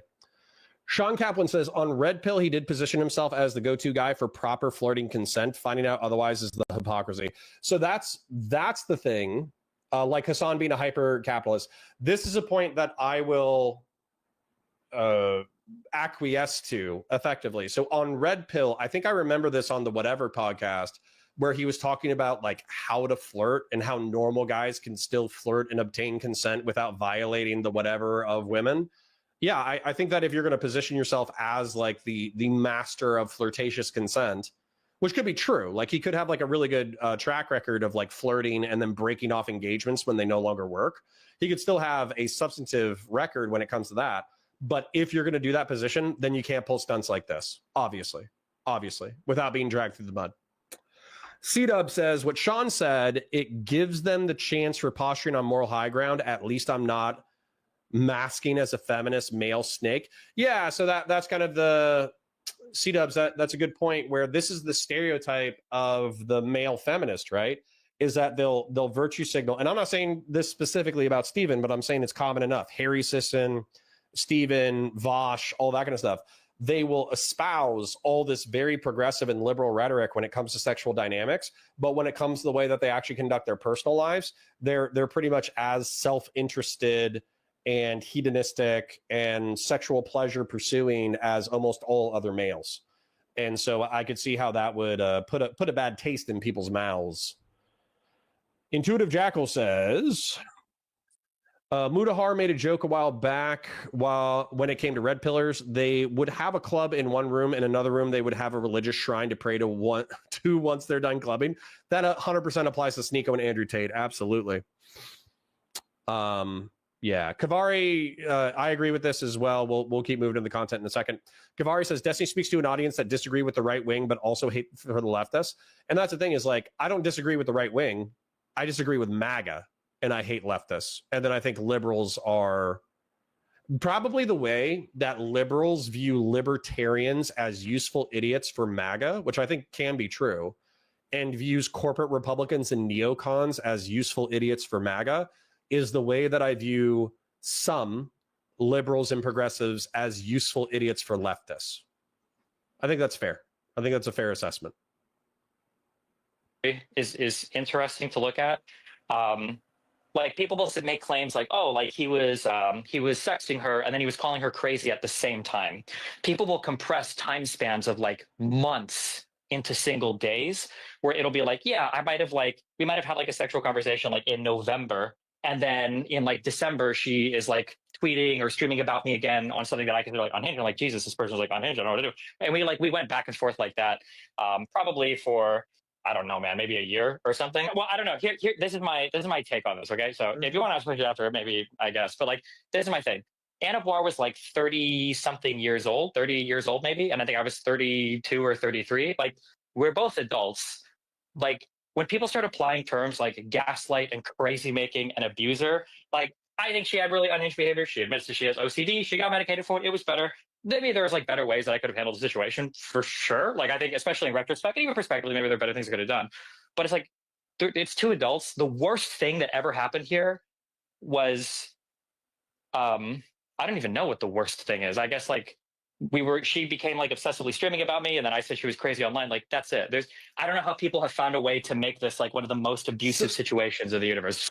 No, what the worst thing, in my opinion, is that Steven, a promiscuous and polyamorous person, got a girl who should be, and obviously she's in her 30s, so she's a woman, but she should be focusing on finding her partner, having a kid, building a life, pursuing her career, and all that kind of stuff. But because she has OCD, she ended up obsessing about this guy for like 2 years. Now, you can say that's her fault, and I'll agree with you to an extent. However, I think that if he was slightly more empathetic to her distress, then he would say, like, listen, us flirting is bad for you. It prevents you from pursuing your own goals outside of our relationship. Therefore, I think we need to sever our relationship so you can move on. And that would be the mature thing to do. Yeah. Big and Gaming says, lol, this is total gaslighting. Not sure who you're referring to, but I would say that I don't agree with that assessment of the situation at all. Intuitive Jackal says, also didn't ABBA try to talk to Destin out of this hedonistic behavior? Yeah, there's actually a clip of him hanging out in Miami with him and Brittany Simon where he's basically saying, like, you're going to hurt yourself. You're going to hurt the people in your orbit if you continue to entertain. And he was specifically talking about Max Carson and Lavloon, but he was also talking about Anna as well, where he was saying, like, you're so aggressively self-interested with the way that you pursue relationships, you will hurt yourself and you will hurt the people closest to you eventually, unless you change your behavior. And Steven was like, no, I'm pretty healthy. I was like, maybe not. Maybe not, man. Maybe not. It's like retarded to me. You're calling her a stalker. At the same time, you're sexting her. I don't know if I want to say abusive, but you can see the emotional confusion. I understand what I'm going to say, but like this is, and I'm so sorry. Like I've been so gentle with all these online communities, but all of us are adults. We're 30 plus years old. Okay, turn off the computer. Like this is. I think this is so unbelievably overblown. Like, if you don't want to talk to me or if you don't do anything to me, then just stop broadcasting about me and stop talking about me constantly. Like, that's it. So I interviewed Anna, and she claims that he was sexting her and sending her mixed messages recently after she crashes out on stream. Yeah, our fighting has honestly been like so on and off. Like, it's been so. Why do you guys keep fucking sexting in between fighting each other? What is with that whole thing? You know, it's really weird. I know it was very toxic.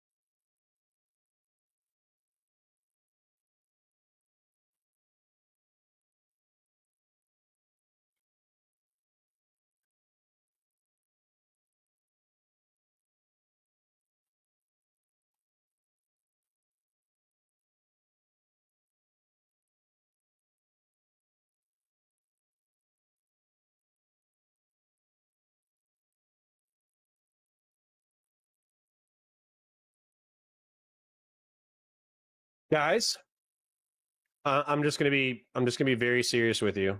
I'm gonna be dead straight. I have not met a female psychology major that wasn't crazy. Okay, I went to school in the University of Central Florida. They had a psychology program. Every girl that I met there was effectively trying to self-diagnose, and they were also trying to diagnose every single person around them while they were in their psychology program. And the way that it would go is that we would start having a couple of beers, and then they would be like, ha, ha, ha, ha. We're not supposed to self-diagnose, and we're not supposed to, hey, I resemble that remark. Yeah. So they'd be like, hey, we're not supposed to self-diagnose and we're not supposed to diagnose everybody else. But what if we get drunk and then we analyze each other's trauma using medical language from a textbook I just read? And that was like, listen, I didn't meet a whole lot of them, but I met half a dozen, and they were pretty consistently like that, right? And then my friend, Tony, who I love, he dated this gal who was a psychology student, and she psychoanalyzed their relationship to death while having endless pathologies. And so she was like, yeah, you're showing signs of this disorder and this disorder and this disorder. And I was like, hold on, what about this trauma from your childhood? And she'd be like, I'm being mean. I'm being like a little, I'm making a joke. I don't think that ever happened. But still, like, you know, it's the kind of thing where they'll like prod into your personal life and tear all of your traumas apart in order to analyze you so they can hit you with like a diagnosis that they learned the Latin word for yesterday, while simultaneously, like, if you yank on one thread of their sweater, then the entire thing falls apart, because effectively they're one trauma away from falling apart.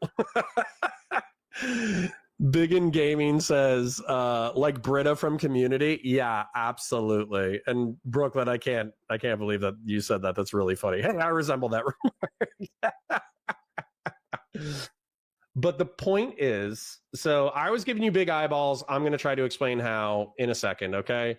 So Stephen made this, hold on. I'm going to see if I can find two things. So there's Owen Benjamin,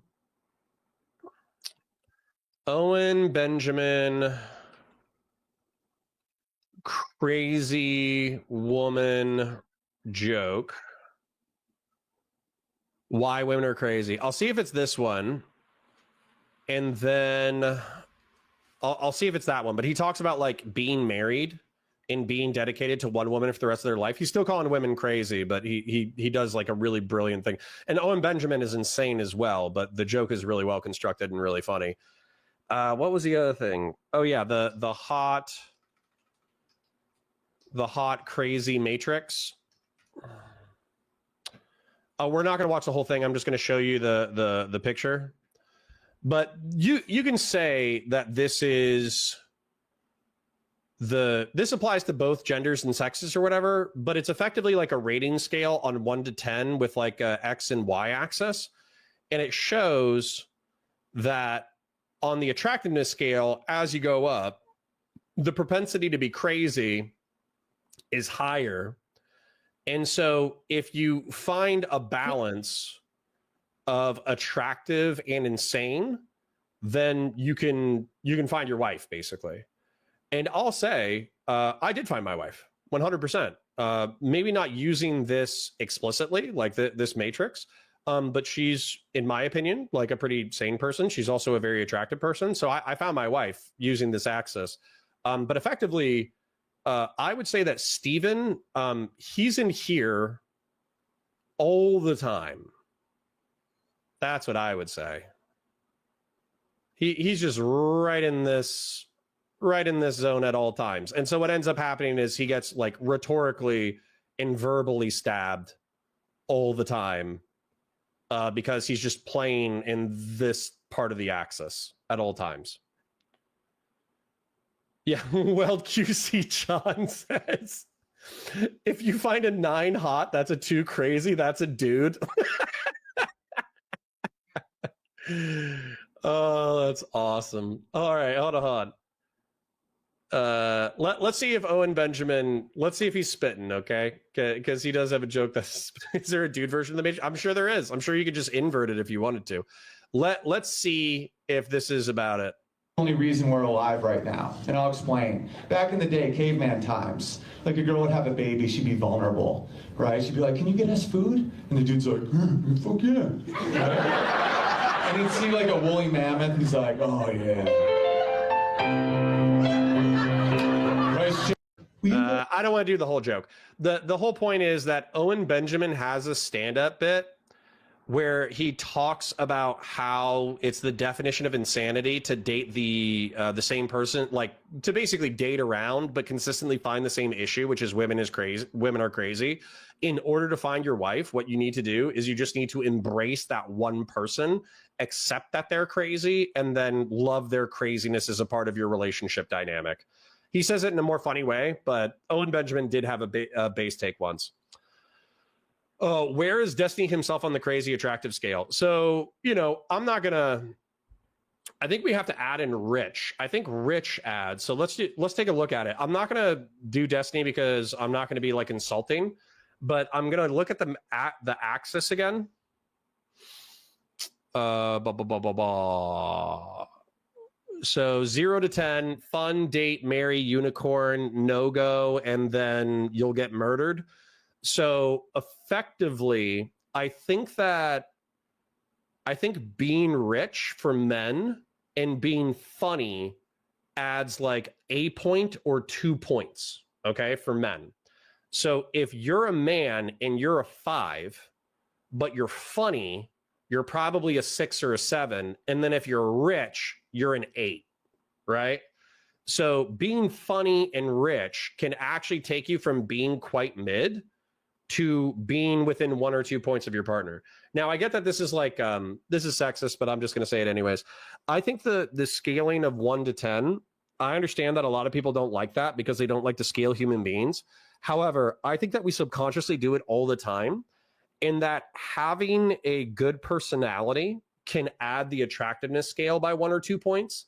Being funny can add 1 or 2 points. Being rich can add 1 or 2 points. But then inversely, being poor can take away 1 or 2 points. Being cruel or mean or gross can take away 1 or 2 points.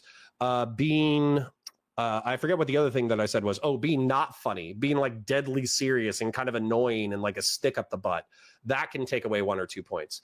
So I wouldn't just go with raw physical attractiveness, because there are repulsive people who are wildly attractive physically, but their personality takes off a few points.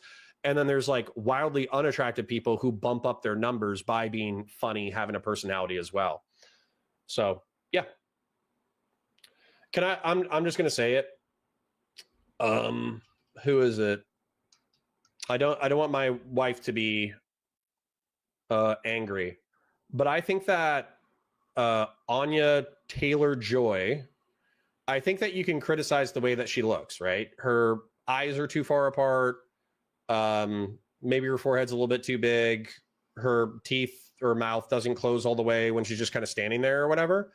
But she obviously knows how to do makeup. She knows how to do clothing. And then on top of that, every role that I've seen her in, she's like wildly charismatic and wildly intelligent and wildly funny and wildly interesting. And so, you know, like I said, like there can be people who have physical flaws that you can be critical of, who can boost their attractiveness through personality. Anyways, that's enough of analyzing people's personal flaws. But checking in with chat real quick. Sean says we should add rich and abusive. You joke, but I don't think that you're joking. I think that should be part of the axis analysis. Well, QC John says, Sean, it's easy. If a guy is a 9, hot, it doesn't matter if he's broke. And if he's if he has enough money, hotness doesn't matter. Well, kind of, yeah. Like maybe the masculine scale, like you should go with a +2 or a -2 for like realistic expectations. However, there are like 3 guys who have so much money that they effectively are like a 7 or an 8 in the dating pool because they have so much money. C-Dub says every digit in his wealth past 5 odds and okay. Can't read that, but that's funny. Silver Jacket says he's a bright man who speaks well. That will get you very far by itself. Money helps, of course, but in my experience, money mostly helps with access. Agreed. Like going to a club, going to a nice restaurant, being able to go on good dates, all that kind of stuff. Intuitive says C-Dubs, yes, Dr. K, and even other therapists that exist outside of the online ecosystem. I'm wondering what you guys are talking about, but I'm outside of the conversation, so that's okay. You guys are talking to each other. Sean Kaplan says, funny, charismatic is top tier for men. That armless, legless, inspirational speaker guy married a 9? Yeah, exactly. Girls that are attractive but still look kind of weird are fire. Well, good, Jonah boy. Then maybe Anya Taylor-Joy is probably taken, but you could probably find a real world Anya Taylor-Joy and you'll be Gucci. All right, anyways, we're halfway through. Let's keep cracking. Oh yeah, this one. Okay, wait, I'll send you one. Like him saying like he can't publicly defend me because he thinks it'll bring more drama or whatever. Okay, yeah, because I always feel like you're attacking me on your stream and tweets, but I can tell people that we're okay and we solve things if you stop mentioning my stuff negatively on your stream. Why does it matter what a psycho stalker says anyways? I'm just a joke. That's just me being defensive, or I guess you can figure out what level of communication you're comfortable with. Yeah, that's just him trying to like not say that they're okay while she's still attacking him. I don't think that's hypocritical. Anyways, moving on. Read my last post before that? Okay, I will. Let me scroll up. in my opinion, with all that money Destiny has, he can afford to have one of the best therapists. I don't know why he hasn't done that yet, because it'll ruin the content. And I'm not saying it'll actually ruin the content. I'm saying that there's probably a part of him that's afraid that it'll ruin the content because he won't be able to be as mean or funny or cruel or shitposty, right? Like, what sane person makes that joke about Asmongold, right? Asmongold's mom. That's a crazy person joke. If you say that at someone's house, you are no longer invited to that house, but it's pretty funny, right? No person who is going to therapy would say the joke that Steven said about Asmongold's mom. She sent me DMs of Destiny saying, it's just me being defensive, referring to when he calls her a psycho stalker. Here's Destiny saying, yeah, well, I can't publicly defend you because then it's obvious we're talking again. If I get defensive, that's the assumption people will make. So I have to act like I don't know why you're in chat. So he was just totally fine with people thinking she was crazy as he's romantically involved with her. That would drive anyone insane. Because it's obvious we're talking again. So he didn't want people to know that you guys were talking. But this is all the way in 2021. Did this go on for like 2 years? Kind of. This went on and off for 2 years? Yeah, kind of. Holy shit. It's very much like a toxic relationship kind of thing. It definitely was. I wouldn't be surprised if this was still going on. Like, I know this might be like a crazy pants thing to say, but I wouldn't be surprised if Steven was like, yeah, I like to flirt. I flirt with everybody whenever I want to flirt. So if Anna drops me a flirtatious message, I still flirt. Like, I legitimately would not be surprised at this point. It definitely, except you guys weren't, did you guys live in the same? He was like, oh, this has been going on for 2 years. And there was this like weird pause where she didn't answer the question, where I swear to God, she might've been on the verge of saying like, it's still going on. State, or was it all over online? It was all online pretty much. I mean, he came to visit me, Dude, but you guys are full on Zoomers, dude. You guys were Discord sexting before it was even a thing. I know, basically. When she went to leak their sex chat to prove that this was happening, Destiny would then threaten in his DGG chat to leak her nudes. Tell Anna if she leaks my sexting, I might have some pics to share. But I genuinely was kind of scared of him. And when he blocked me, I was really scared that he was going to like leak my things. What was the reasoning behind that? It was because I was threatening to leak his sex. Because I was saying, What is going on over there, man? What are you guys all doing? What are you guys all doing over there? How is there always some shit? Yeah, I know. So the reason why I was saying, like, you know, I'm gonna have to like leak our sexting if you don't stop saying that I'm stalking you, because we literally have been like sexting and like you're saying I'm a stalker and people are like harassing the shit out of me and like doxing me and like, you know, so that's basically what the context was. And that I was saying, like, you know, I mean, I'm not going to leak much, but I feel like I might have to leak some of our sexting or something to show people that, like, I'm not stalking you. To defend yourself is what you're saying.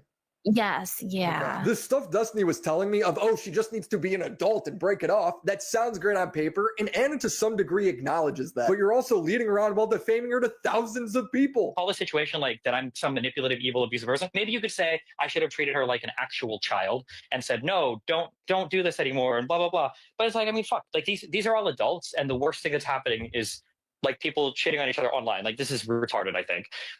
The only reason why people are trying to do this like Anna Voir situation where it is because they have this idea in mind of like, I'm like trying to lead her on privately in these crazy ways.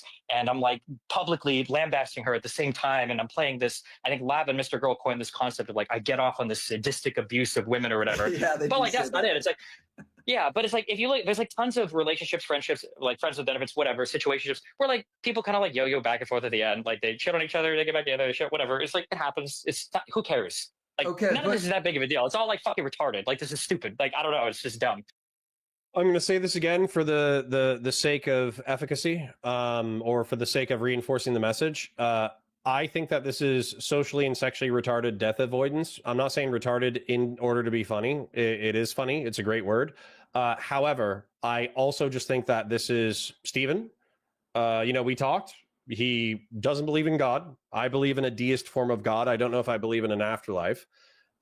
He doesn't believe in like an objective moral system, which means that humans are absurdist or cosmic nihilist, which means that they're kind of like free to create their own moral systems because ultimately it doesn't matter because we're all going to die and our lives only have limited consequence. consequences to the people that are around us. And even that's not particularly large in a historical sense. So why not? Who cares? And then as a result of that thinking and inference, life is just a series. It's the hedonic treadmill. That's all life is. It's finding desires to pursue that give your life temporary meaning, then pursuing those hedonic pleasures, achieving them, adapting to them, and then pursuing the next hedonic pleasure. And so as a result, it's just this, treadmill that we've already talked about, where he continuously pursues, obtains, my phone.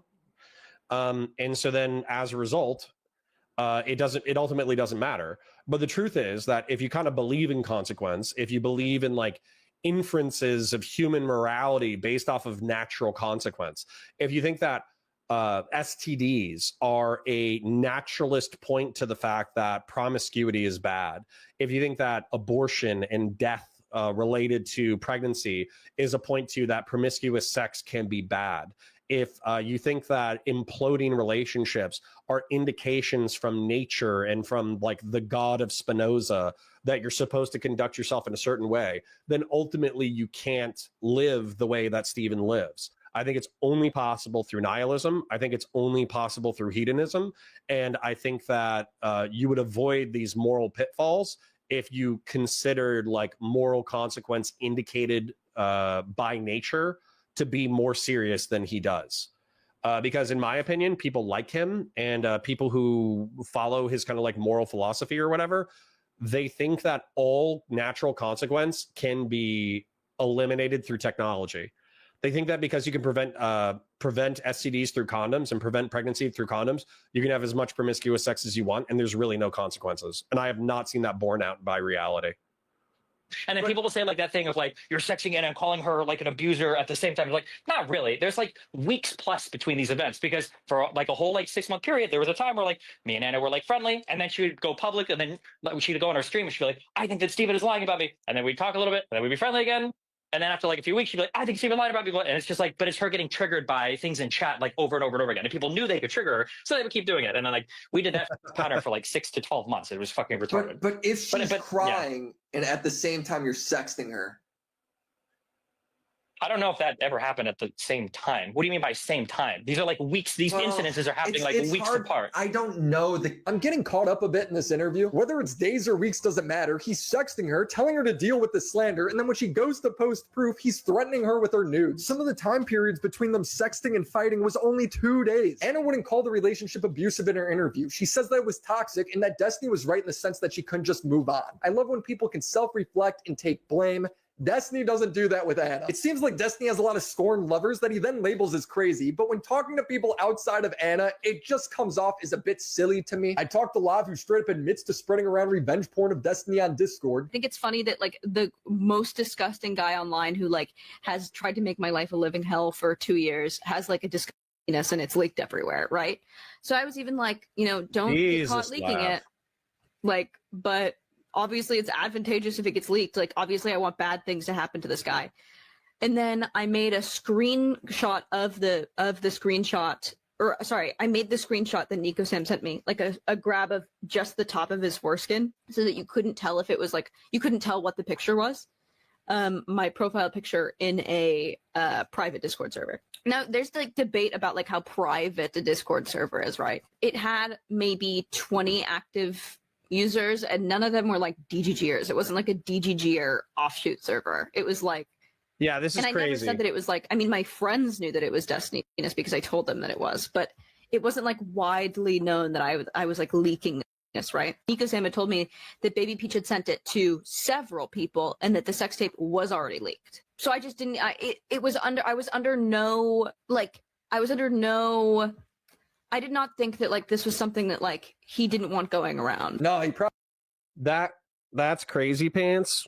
And I'll try to catch you guys up on why. I'm not gonna lie, I'm dragging a little bit just because I feel like we're litigating stuff that's pretty old. WillyMacShow is an essayist, so he's not able to cover things as quickly as live streamers are. But I do feel like this is relatively like old ground, so I get why people might be not as passionate about this. But Sean Kaplan says, holy smokes, I figured it out. Stephen weaponized the golden rule. Well, I asked him about that in our debate about like morality. I asked him, I was like, so the golden rule is generally speaking, do unto others as you want to be treated, right? But a video clip that we watched by Nixon effectively said that when you're dealing with the Russians, you do unto others as they do unto you plus 10%. And so that's actually the way that I view Steven, is the second that he has a relational falling out, if the person walks away, then he walks away too. However, if the person seeks some kind of revenge, then he seeks that same revenge plus 10%. And so the reason why Lav thinks similarly, in my opinion, this is like crazy pants. So Lav took a screenshot of a leak of pornographic material and then used that as a profile picture for a Discord server. That's crazy pants, right? That's crazy. That's crazy. That's crazy to think that somebody isn't going to come after you when you do that stuff. You can say that Steven started it because he's such a bad guy for XYZ ABC reason, but you can't pretend that this is like, bear in mind also, I'm like in my late 30s. All of these people are in their mid 20s to mid 30s as well. They're all adults. They're just all stuck in high school and they won't grow the fuck up. Probably loves that you shared that. Just call it implied consent. She wrote to me how Destiny would make her send her feet pics to get airtime on his stream, and how he made her out to be crazy and called her mid-Jew. I've heard from multiple sources this Lav story. The only one on the record was Destiny, though. But he tells pretty much the same story, and it's hard for me to tell if this is a story of abuse or just two scorned ex-lovers. Kelly Jean is somebody that I've talked to, and she was very upset because you, in statements I asked about in my first video, you kind of like brought her in with Lav as somebody who was part of a Discord that shared your nudes. And now Kelly claims she wasn't ever part of this Discord, but Lav has very much admitted that she did engage with revenge porn of you. It is undeniable because she has bragged about it many times on camera. Even when I messaged Lav on my own, she was very upfront about it. Kelly says she wasn't. So yeah, so here's the thing. Sorry, this is just occurring to me right now, and it occurred to me before, but Lav and Queeman jumped onto my stream and basically said that Steven, it could have been majority Queeman, but the thrust of the conversation was that Steven was like a sex pest, sex predator who needed to be in jail for the rest of his life, who needed to be added to, well, they actually didn't say that part. They said that he needed to be added to a sex offense registry. They said that he needed to get sued and lose like tens of millions of dollars, right? They basically said that he deserved every single bad thing that is happening to him and is going to happen to him, and they were preying on his downfall.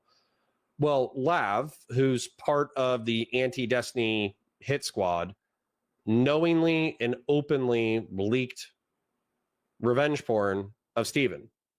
So are we going to carry that same energy? Is like Mr. Girl going to tweet about how Lav belongs on a sex offense registry, that Lav belongs in prison, that Lav deserves to be sued into the jail? Or are we doing the same tribal stuff that everybody does, where effectively if you're friendly acquaintances with and or friendly to one person, you don't care what they do, and then if you're enemies with that person, then you think it's the worst thing ever and you're preying on their downfall? I'll admit to that for Hassan Piker. I prey on Hassan Piker's downfall subconsciously all the time. I really wish that dude would get taken down a peg, because I think he's actually like a terrible human being who makes the world a worse place. So I am biased against Hassan Piker. Even when he does something good, I'm like, yeah, but he still did all that bad stuff though. So, you know, admit your bias. That's all I want. Kelly might have said she wasn't, but she knew about it for sure. She knew about all of it, and she remained friends with Lav and continued to chat with her throughout all of it. But you know, just saying. So I asked Kelly about this. Wasn't in the Discord, so I don't. Yeah, you're saying you weren't a part of any of that. No, not even slightly. And Intuitive Jackal asked the most important part of the stream. You said, at one point, did you tell yourself, I'm too old for this stuff? And the answer is yes. The reason why we covered news in the morning, the reason why we cover military and law enforcement stuff at night, is because I need to, at the end of the stream, is because I need to remind myself that there is a bigger world than Twitch and YouTube politics. There is a bigger world than just these alternative media pundits who are acting in the most egregious and nefarious ways possible. Charlie Kirk, Candace Owens, Dave Smith, Douglas Murray, Joe Rogan, all these lunatics who are effectively like gaslighting themselves and gassing themselves up in order to be crazy on the internet so they can convince hundreds of thousands of people to act a certain way. I have to remind myself that there are more serious things like military and law enforcement. And then I have to remind myself that politics isn't exclusively the sex dramas of alternative media creators. Yeah. 100%. The only reason why we're continuing with this segment, because to be honest, I'm kind of telling myself that I'm too old right now, is for the sake of completion. Because I don't want to stop halfway through WillyMacShow and then have people be like, "Oh, you missed this detail. Oh, you missed this part. You missed that part." Like I want the complete segment. So Sean Kaplan says, meant the golden rule in the other direction. Steven thinks I wouldn't do it, so they shouldn't. Yeah, I mean, he said as much. So he said as much in reference to the people that fight him, is that he doesn't engage in this behavior, so they shouldn't. And then when they engage in a certain level of behavior, like doxing or Kiwi Farms or whatever, he's like, okay, we'll do that too. Big in Gaming says, honestly, at least WillyMac is doing context, something iDubbbz didn't do in his Hassan stuck-up piece. I agree, Big in Gaming. I do agree that WillyMac is adding context. I'm starting to wonder, though, if there's too much context. He could summarize a lot of these interviews and we would still get the same gist of what's going on. But he allows these people to explain it in their own words, which I'm sure these people appreciate. But it also makes it, in my opinion, like needlessly long.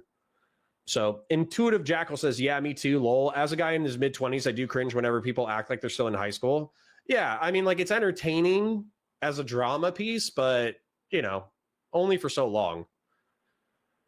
So Kay Soko says, Twitch poll is like the hiring process for MSNBC. It's how they find their best candidates. I hope not. Although I have seen Hassan Piker and Destiny on mainstream media news shows recently, so should be a little bit worrying. No, the first time Destiny has alleged this was about 2 weeks ago, around the same time that he messaged you by the looks of it. He followed up with him clarifying what he said about you, and he sort of changed his statement to be more of a guilt by association thing, claiming that you hung out with Lav a lot, who absolutely maliciously did do this. Yes, that's not true. The only place that I ever interacted with her is in Gisticle's Discord. So you're not really friends with Lav. He's grouping you in unfairly. No, I'm not. What I did say publicly quite a few times, and even recently probably, is I think Lav is great content, right? So I'll say like, I miss Lav, or I want Lav to be around because she's funny and she's not boring. But that has no indication on our closeness or friendship, right? Even if I was, like, what difference does that make? A lot of people are friends with Lav on Discord, including like a bunch of other orbiters, and like, who cares? It's like, well, I think the point he's trying to make is just some hypocrisy note, because there is a video that I see that is uploaded by a channel called Ryle Kitten House, where it's Lav bragging about sharing Destiny's penis around. Kelly never really responded to me pointing out the hypocrisy of it. She just says Lav was banned and unbanned and it became content. I know that she got banned from Justicle's Discord. And then there was like a rule in place. She came back, but it was under like the preface of you're not allowed to talk about this banned topic. And then, yeah, I think this is also on Ryle's YouTube. I don't know if you've seen it, but she was in like a bunch of calls like towards like the early part of last year where it did get brought up. And then they had this debate back and forth about whether his dick is ugly or not. I am not watching. Let's see, dude, hold on. I have to make a serious point about this, and then I want to address something in chat.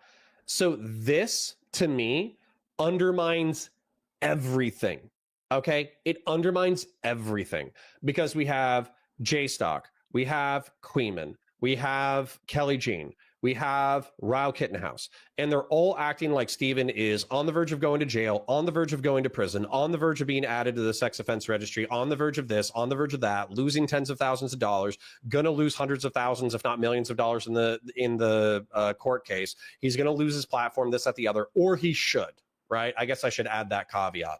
However, Kelly Jean full face, like very serious, says that actually what ended up happening was we just started debating about whether or not Steven's anatomy was ugly. And it's like, dude, how serious are you taking this?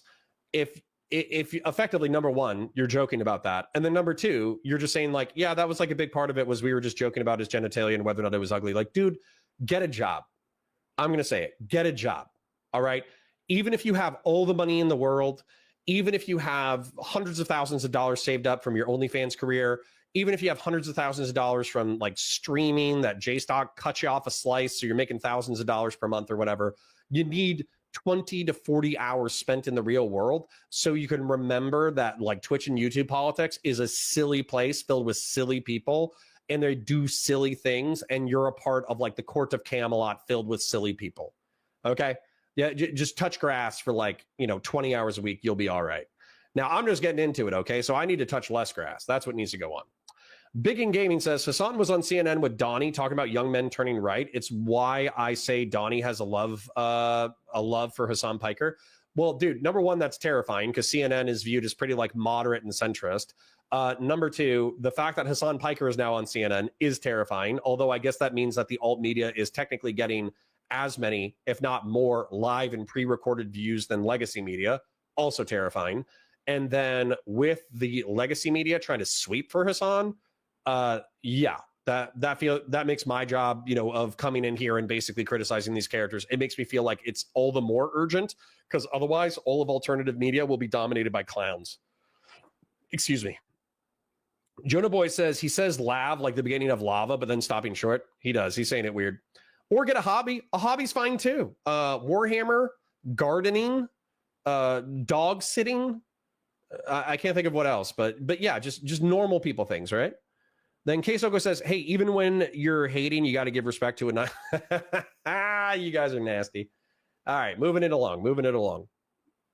This is such weirdo territory. Like, what's my take supposed to be? Lav's a hypocrite? Is Kelly supposed to be more mad at Lav? Am I supposed to say, Destiny, how dare you call Lav mid-Jew pussy? Did you call Lav mid-Jew pussy? Oh my God, that has nothing to do with the story. All right. I think I fly to California. I'm like, okay, fine. And then I'm kind of tired though. I don't know. She's like, oh, let's go to a gas station. We get a Red Bull. It's cool. It's whatever. It's like, okay, whatever. Go to a gas station. I got Red Bull. She's whatever. All right. We don't care. Like, you tell people. This is the part that we probably care about. I have no way of knowing if they were consensually like recorded or sent. Can you say who was in them? Sorry? Can you say who was in them? I didn't know the people. Oh, okay. Yeah, I mean, that makes sense. I saw faces, but like I didn't know who they were. Yeah, I have no idea who it is. Yeah, and so like, when this stuff came out, I was kind of like, oh shit. Uh-oh. That means that what if they like didn't consent to that being sent? Yeah. So that was a little disturbing, of course, to realize. Yeah. But this is Steven's argument, okay? This is everybody's acting like they don't know what he's talking about, but then they understand this perfectly. So Steven was taking pornographic content and then sending it around to a bunch of girls, and these girls never asked where it came from and whether or not they had consent until the story dropped.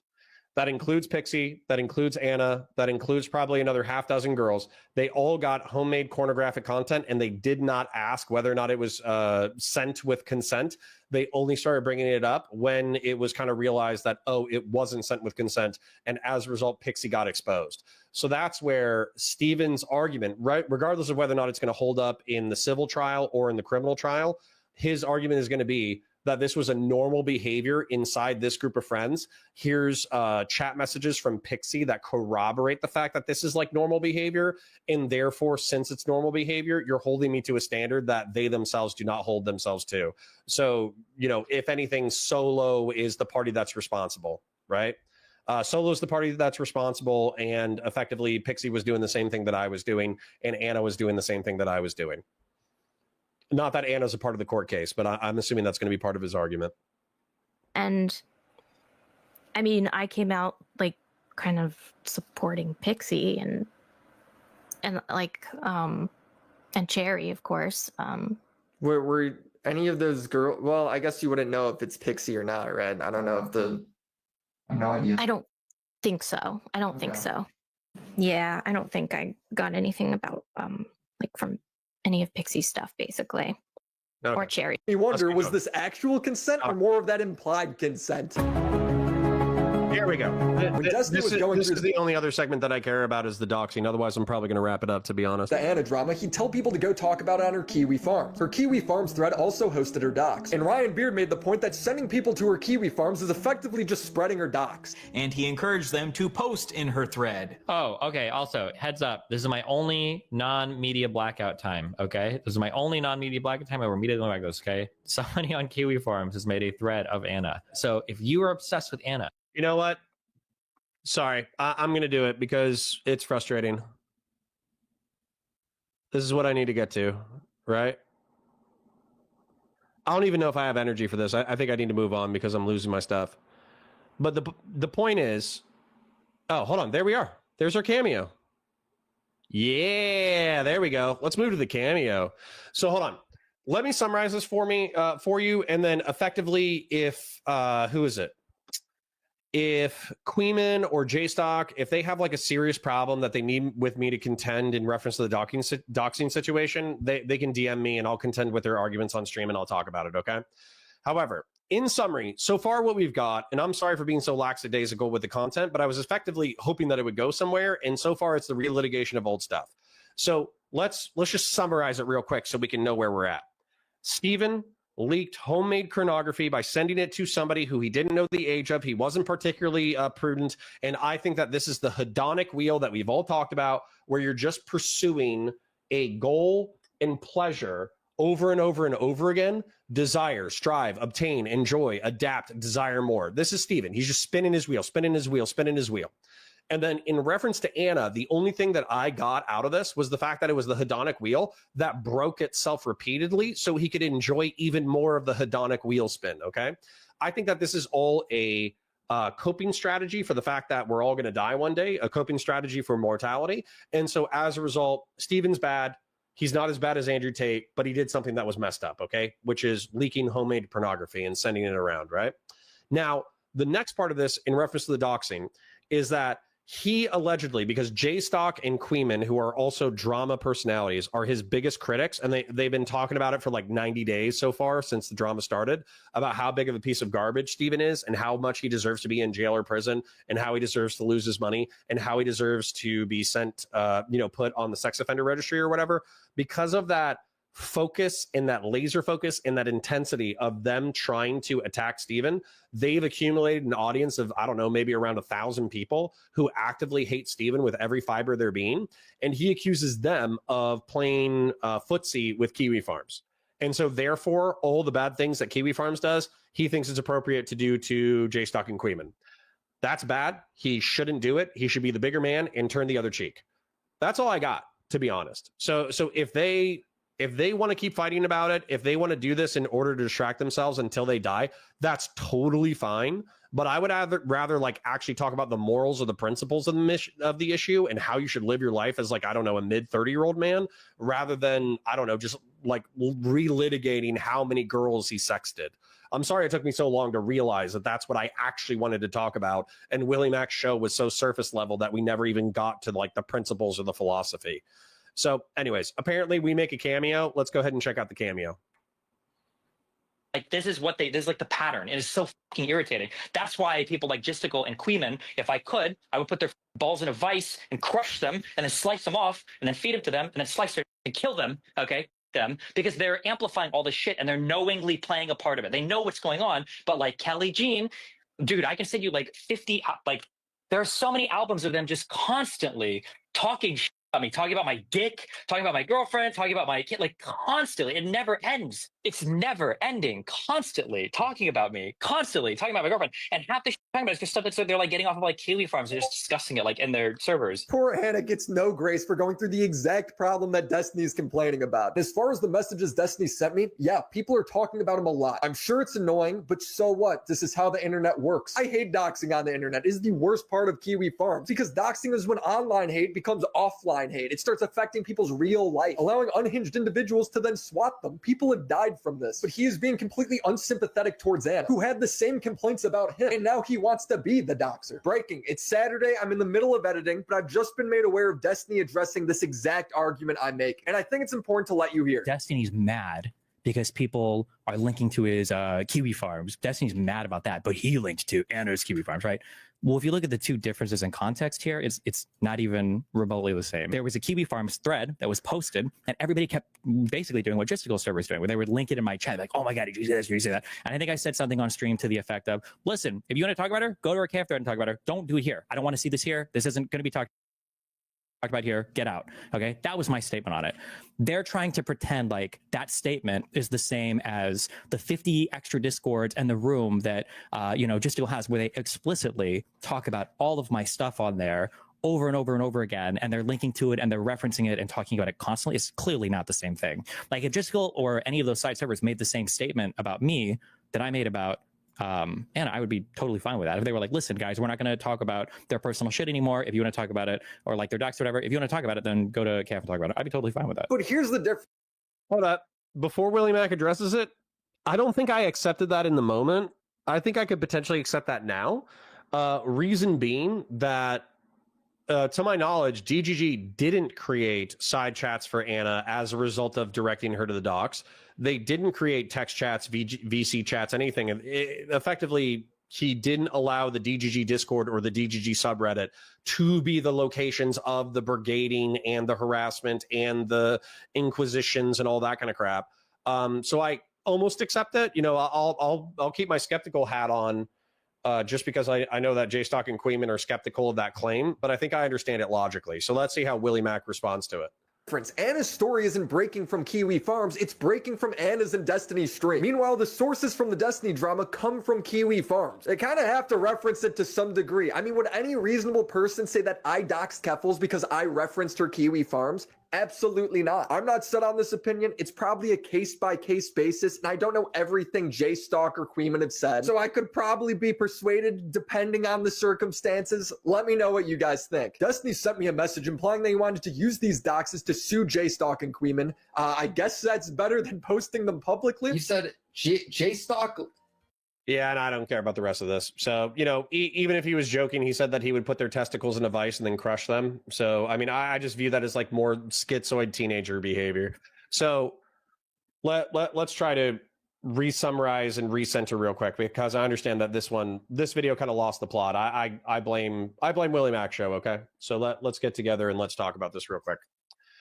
So what I was hoping for, this is what I was hoping for out of the segment. I'm sorry that it took us so long to get there and then it ended up not being a part of the segment. However, what I was hoping for was a brief summary of what actually happened that Steven did that was wrong. And then I was hoping for an expansion because it calls itself the Destiny content nuke. And so I was waiting for effectively like either new information or for him to talk about the morality or the philosophy or the reason why Steven's wrong or any of that kind of stuff. And what we got instead was a series of interviews from Steven himself and some of his orbiters that was skeptical of Steven's claims, which, by the way, is totally fine. I don't care if you're skeptical of Steven's claims. That's great. Be skeptical. Assume that he's acting in a self-interested way. It is what it is. I don't care, right?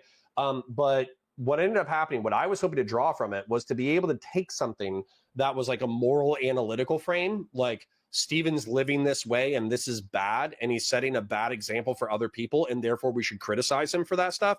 And instead we got like a litigation of like the micro details of each drama. And so I don't care about that. I don't care. We've been over it. We've all been over it. We've watched the content a million times. So please, for the love of God, give me some meat to dig into, right? When it comes to the doxing, we literally just skimmed through it,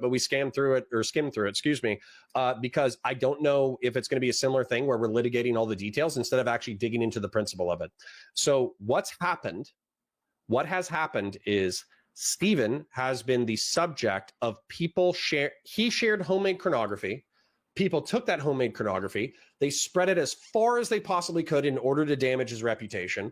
And then people who hate him as a result of either his political takes or his morality or who he is as a person or his influence in Twitch and YouTube politics, they want to damage him as much as possible because it's like taking down a large figure can give you a lot of like visceral thrill, right? And so I would say that Queeman and J-Stock can believe that they want to take him down for moral reasons. That's totally fine. However, they also probably want to take him down because, let's face it, he's a big target. If some glup shitto random streamer did this, they wouldn't care at all. They would talk about it for one day and they would move on. The reason why they've been talking about it for 90 days is because Steven is such a big character, right? And casts such a large shadow in the space. And so, finally, Steven is saying what's good for the goose is good for the gander. So if you are going to play footsie with Kiwi Farms, which is doxing and harassing my family, who is sending this leaked homemade pornographic content to members of my family, then effectively I want your public information so I can similarly screw with your life. That's what he's saying. And that's bad, and he shouldn't do it, and he should grow up. He should stop sexting anyone that he's not in a committed relationship with. He should try to limit his committed relationship to people who are actually decent human beings who aren't going to screw up his life. He should stop dating crazy people. He should focus on his girlfriend. He should stop doing this tit for tat BS with the drama community. And that's it. That's all I have to say. I'm an almost 40-year-old man, okay? I'm ready to I'm ready to either see the drama content elevated, or I'm ready to move on from that specific drama, because it's a dry well.